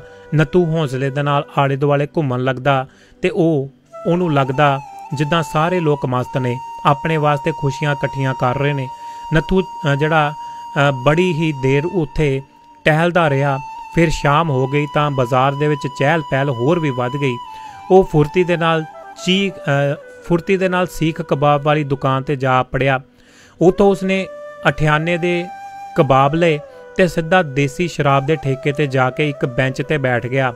ਉਹ ਖੁਸ਼ੀ ਬੈਠ ਕੇ ਕਬਾਬ ਖਾਣ ਲੱਗਾ, ਘੁੱਟ ਕਰਕੇ ਦਾਰੂ ਪੀਣ ਲੱਗਾ ਤੇ ਸ਼ਾਮ ਦੇ ਪਰਛਾਵੇਂ ਉਤਰਨ ਲੱਗੇ। ਵੱਡੇ ਬਾਜ਼ਾਰਾਂ ਦੀਆਂ ਲਾਈਟਾਂ ਜਗ ਗਈਆਂ। ਪਾਣੀ ਦੇ ਹੋਏ ਛਿੜਕਾਅ ਦੇ ਨਾਲ ਫੇਰ ਗਿੱਲੀ ਮਿੱਟੀ ਦੀ ਸੁਗੰਧ ਆਉਣ ਲੱਗੀ। ਫੁੱਲਾਂ ਦੇ ਗਜਰਿਆਂ ਦੀ ਖੁਸ਼ਬੂ ਦੇ ਨਾਲ ਮਿਲ ਕੇ ਨੱਥੂ ਦੇ ਜ਼ਹਿਨ ਦੇ ਵਿੱਚ ਅਜੀਬ ਜਿਹੀ ਮਸਤੀ ਘੁਲ ਜਾਂਦੀ ਤੇ ਨੱਥੂ ਨੂੰ ਪਤਾ ਹੀ ਨਾ ਲੱਗਾ ਕਿ ਕਦੋਂ ਉਸਨੇ ਫੁੱਲਾਂ ਦਾ ਗਜਰਾ ਖਰੀਦ ਲਿਆ ਤੇ ਗਲ ਵਿੱਚ ਪਾ ਲਿਆ। ਉਹਨੂੰ ਜਿਹੜਾ ਇਹ ਵੀ ਪਤਾ ਨਹੀਂ ਸੀ ਕਿ ਕਦੋਂ ਉਹ ਦੇਸੀ ਦਾਰੂ ਦੇ ਠੇਕੇ ਤੋਂ ਉੱਠ ਕੇ ਰਾਜਾ ਬਾਜ਼ਾਰ ਦੇ ਵਿੱਚ ਖੁੱਲ੍ਹਾ ਇਲਾਕਾ ਪਾਰ ਕਰਕੇ ਤੇ ਕੋਠਿਆਂ ਵਾਲੀਆਂ ਕੋਲ ਵਿੱਚ ਜਾ ਪੁੱਜਿਆ। ਉਦੋਂ ਹੀ ਇੱਕਦਮ ਉਹਨੂੰ ਜਿਹੜਾ ਸਾਹਮਣਿਓ ਜਿਹੜਾ ਮੁਰਾਦ ਅਲੀ ਆਉਂਦਾ ਦਿਸਿਆ। ਗੋਡਿਆਂ ਤਾਈਂ ਲੰਬਾ ਕੋਟ, ਹੱਥ ਦੇ ਵਿੱਚ ਪਤਲੀ ਜਿਹੀ ਸੋਟੀ, ਗਿੱਠਾ ਭਰੇ ਹੋਏ ਜਿਸਮ ਵਾਲਾ, ਕਾਲੀਆਂ ਮੁੱਛਾਂ ਵਾਲਾ ਮੁਰਾਦ ਅਲੀ। ਕੀ ਉਹ ਸੱਚੀ ਮੁਰਾਦ ਅਲੀ ਸੀ ਜਾਂ ਨੱਥੂ ਨੂੰ ਸੁਪਨਾ ਆ ਰਿਹਾ ਸੀ? ਉਸ ਦੀਆਂ ਅੱਖਾਂ ਸਾਹਮਣੇ ਮੁਰਾਦ ਅਲੀ ਇੱਕ ਪ੍ਰੇਤ ਵਾਂਗੂ ਜਿਹੜਾ ਮੰਡਰਾਉਂਦਾ ਨਜ਼ਰ ਆਇਆ, ਜਿਹੜਾ ਗਲੀ ਦੇ ਵਿੱਚ ਗਲੀ ਕੂਚਾ ਘੁੰਮਦਾ ਫਿਰਦਾ ਸੀ, ਸੋਟੀ ਹਿਲਾਉਂਦਾ ਹੋਇਆ। ਕਿ ਸੱਚਮੁੱਚ ਮੁਰਾਦ ਅਲੀ ਨਾਂ ਦਾ ਕੋਈ ਬੰਦਾ ਵੀ ਹੈ ਜਿਹੜਾ ਇਸ ਸ਼ਹਿਰ ਦੇ ਵਿੱਚ ਰਹਿੰਦਾ ਵਸਦਾ ਹੈ, ਜਾਂ ਸਿਰਫ ਕੋਈ ਪਰਛਾਵਾਂ ਹੀ ਇੱਕ ਗਲੀ ਤੋਂ ਦੂਜੀ ਗਲੀ ਤਾਈਂ ਘੁੰਮਦਾ ਫਿਰਦਾ ਹੈ? ਲੋਕਾਂ ਨੇ ਉਹਦਾ ਨਾਂ ਮੁਰਾਦ ਅਲੀ ਰੱਖ ਛੱਡਿਆ। ਨਹੀਂ, ਮੁਰਾਦ ਅਲੀ ਹੀ ਸੀ। ਮੰਡੀ ਵੱਲੋਂ ਗਲੀ ਦੇ ਰਸਤੇ ਆ ਰਿਹਾ ਸੀ। ਨੱਥੂ ਸ਼ਰਾਬ ਦੇ ਲੋਰ ਦੇ ਵਿੱਚ ਨਾ ਹੁੰਦਾ ਤਾਂ ਕਿਸੇ ਘਰ ਦੇ ਚਬੂਤਰੇ ਦੀ ਓਟ ਦੇ ਵਿੱਚ ਲੁਕ ਜਾਂਦਾ, ਪਰ ਨੱਥੂ ਦੇ ਹੌਸਲੇ ਜਿਹੜੇ ਵਧੇ ਹੋਏ ਸਨ। ਉਹ ਸਿੱਧਾ ਗਲੀ ਦੇ ਵਿਚਾਲੇ ਆ ਗਿਆ।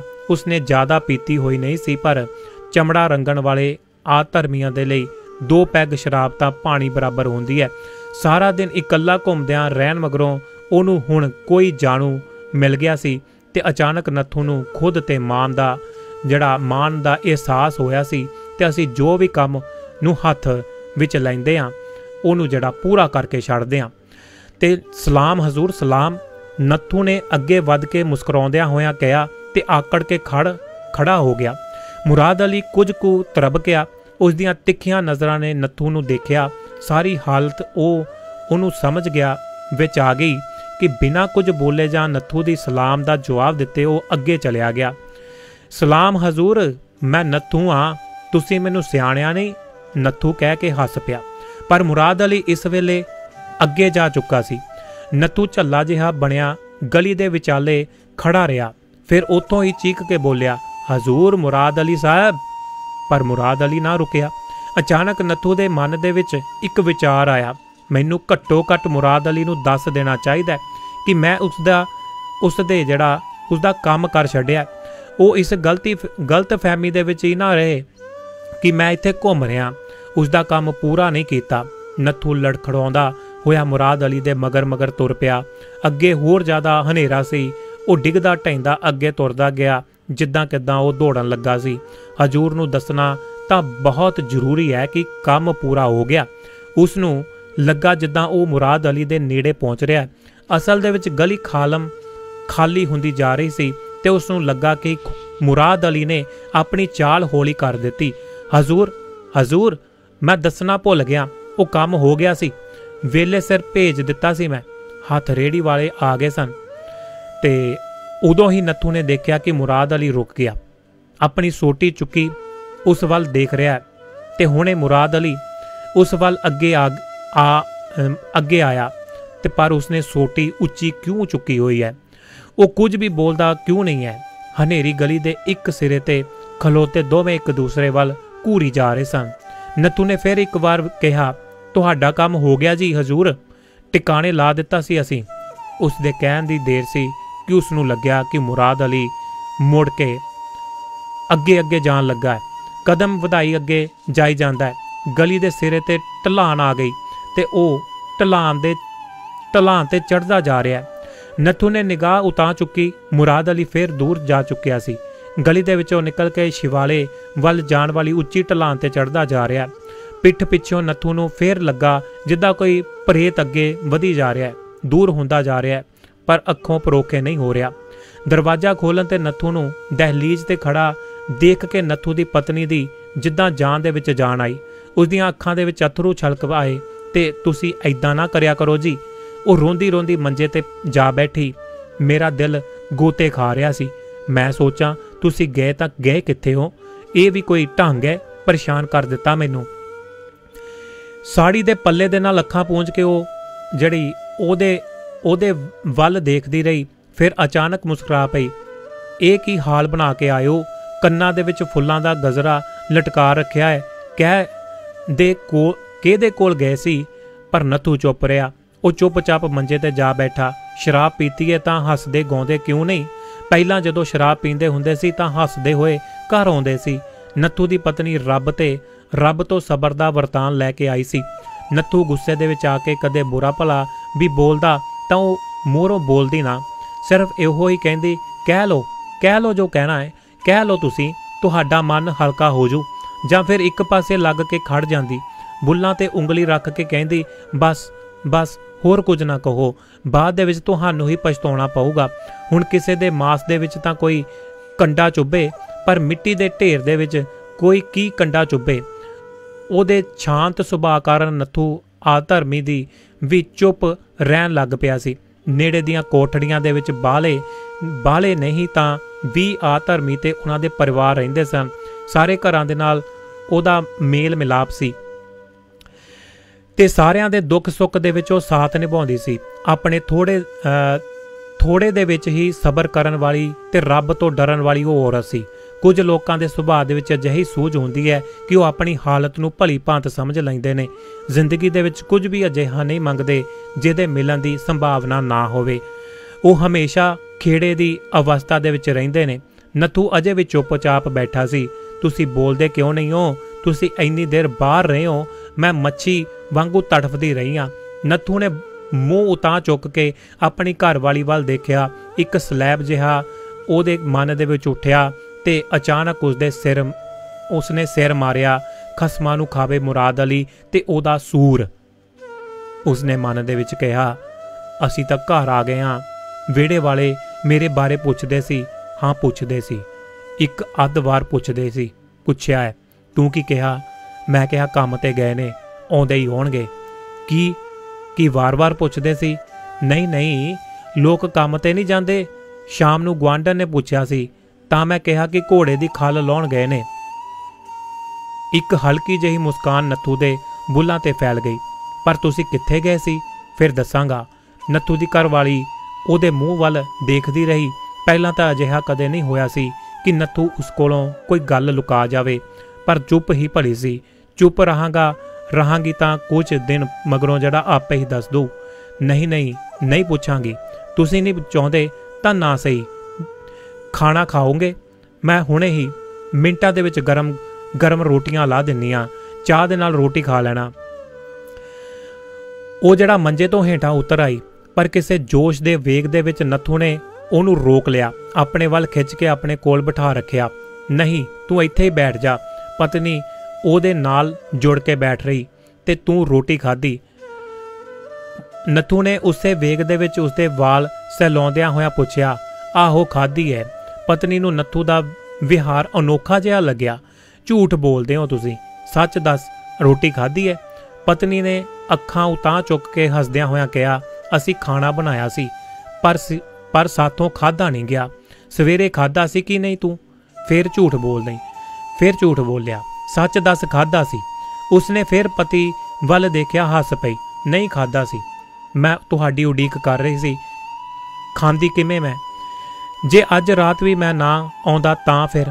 ਆਉਂਦੇ ਕਿਵੇਂ ਨਾ? ਮੈਨੂੰ ਪਤਾ ਸੀ ਨਾ ਤੁਸੀਂ ਆਓਗੇ। ਨੱਥੂ ਅਜੇ ਵੀ ਬੜਾ ਬੇਚੈਨ ਸੀ ਤੇ ਇਸੇ ਦੁੱਖੀ ਦੇ ਕਾਰਨ ਉਹ ਸੜਕਾਂ ਤੇ ਚੱਕਰ ਲਗਾਉਂਦਾ ਰਿਹਾ ਸੀ। ਇਸੇ ਕਾਰਨ ਉਸਨੇ ਸ਼ਰਾਬ ਪੀਤੀ ਸੀ। ਪਤਨੀ ਦੇ ਕੋਲ ਬੈਠਣ ਤੇ ਵੀ ਕੋਈ ਸ਼ੰਕਾ ਅੰਦਰੋਂ ਅੰਦਰ ਉਹਦਾ ਜਿਹੜਾ ਕਲੇਜਾ ਚੱਟ ਰਿਹਾ ਸੀ। ਤੇ ਅਚਾਨਕ ਨੱਥੂ ਨੂੰ ਖੜਕਾ ਜਿਹਾ ਸੁਣਿਆ। ਉਹਨੂੰ ਲੱਗਾ ਜਿੱਦਾਂ ਮੁਰਾਦ ਅਲੀ ਬੂਹੇ ਦੇ ਬਾਹਰ ਖੜਾ ਹੈ। ਉਸਨੇ ਸੋਟੀ ਦੀ ਨੋਕ ਦਰਵਾਜ਼ੇ ਤੇ ਰੱਖੀ ਹੈ। ਉਹ ਬੜਾ ਘਬਰਾ ਗਿਆ। ਫਿਰ ਉਸਨੇ ਮਨ ਦੇ ਵਿੱਚ ਆਪਣੇ ਆਪ ਨੂੰ ਹੌਸਲਾ ਦਿੰਦਿਆਂ ਹੋਇਆਂ ਕਿਹਾ, ਮੁਰਾਦ ਅਲੀ ਨੇ ਮੈਨੂੰ ਸਿਆਣਿਆ ਨਹੀਂ ਹੋਣਾ ਹੈ। ਨਹੀਂ ਤਾਂ ਗੱਲ ਕਰਦਾ ਉਹ। ਚੁੱਪਚਾਪ ਉਹ ਚਲਿਆ ਗਿਆ। ਉਸਨੇ ਜ਼ਰੂਰ ਇਹੋ ਸਮਝਿਆ ਹੋਊ ਕਿ ਕੋਈ ਸ਼ਰਾਬੀ ਹੈ ਜਿਹੜਾ ਨਸ਼ੇ ਦੇ ਵਿੱਚ ਧੁੱਤ ਉਹਨੂੰ ਪਰੇਸ਼ਾਨ ਆਇਆ, ਕੋਈ ਪ੍ਰੋਬਲਮ ਆਈ ਹੈ। ਆਖਰ 5 ਰੁਪਏ ਦਾ ਨੋਟ ਉਹ ਮੇਰੇ ਹੱਥ ਦੇ ਵਿੱਚ ਦੇ ਕੇ ਗਿਆ ਸੀ। ਮੈਂ ਜਾਣਦੀ ਸੀ ਤੁਹਾਨੂੰ ਕੋਈ ਚਿੰਤਾ ਹੈ, ਤੁਸੀਂ ਖੁਸ਼ ਨਹੀਂ ਹੋ, ਤਾਈਓ ਤਾਂ ਮੈਂ ਘਬਰਾ ਰਹੀ ਹਾਂ। ਨੱਥੂ ਨੇ ਮੁੜ ਕੇ ਪਤਨੀ ਵੱਲ ਵੇਖਿਆ ਤੇ ਉਹ ਉਸ ਵੱਲ ਦੇਖੀ ਜਾ ਰਹੀ ਸੀ। ਲੋਕ ਕਹਿੰਦੇ ਸ਼ਹਿਰ ਦੇ ਵਿੱਚ ਗੜਬੜ ਦਾ ਡਰ ਹੈ, ਕਿਸੇ ਨੇ ਸੂਰ ਮਾਰ ਕੇ ਮਸੀਤ ਅੱਗੇ ਸੁੱਟ ਦਿੱਤਾ, ਇਸੇ ਲਈ ਮੈਂ ਘਬਰਾ ਰਹੀ ਸੀ। ਮੈਂ ਕਹਾਂ ਕੋਈ ਗੜਬੜ ਹੋ ਗਈ ਤਾਂ ਮੈਂ ਤੁਹਾਨੂੰ ਕਿੱਥੋਂ ਲੱਭਣ ਜਾਵਾਂਗੀ। ਨੱਥੂ ਡਰ ਕੇ ਪਤਨੀ ਦੇ ਚਿਹਰੇ ਵੱਲ ਦੇਖਣ ਲੱਗ ਗਿਆ ਤੇ ਕਿਹੜਾ ਸੂਰ? ਕਿਹੋ ਜਿਹਾ ਸੂਰ ਕਿਹੋ ਜਿਹੇ ਹੁੰਦੇ ਨੇ? ਉਸਦੀ ਘਰਵਾਲੀ ਹੱਸ ਪਈ। ਉਸਨੂੰ ਚੰਗਾ ਲੱਗ ਰਿਹਾ ਸੀ ਕਿ ਨੱਥੂ ਮੁੜ ਆਇਆ। ਉਹ ਚਾਹੁੰਦੀ ਸੀ ਕਿ ਦੋਵੇਂ ਬੈਠੇ ਰਹਿਣ ਤੇ ਇਸੇ ਤਰ੍ਹਾਂ ਗੱਲਾਂ ਕਰਦੇ ਰਹਿਣ। ਕਾਲਾ ਸੀ ਜਾਂ ਚਿੱਟਾ ਸੀ ਸੂਰ? ਨੱਥੂ ਨੇ ਪੁੱਛਿਆ। ਉਹਦੇ ਕੰਨ ਪਤਨੀ ਦੇ ਉੱਤਰ ਵੱਲ ਲੱਗੇ ਹੋਏ ਸਨ। ਇਸ ਨਾਲ ਕੀ ਫਰਕ ਪੈਂਦਾ ਹੈ? ਤੂੰ ਦੇਖਿਆ ਸੀ? ਮੈਂ ਸੂਰ ਦੇਖਣ ਜਾਵਾਂਗੀ?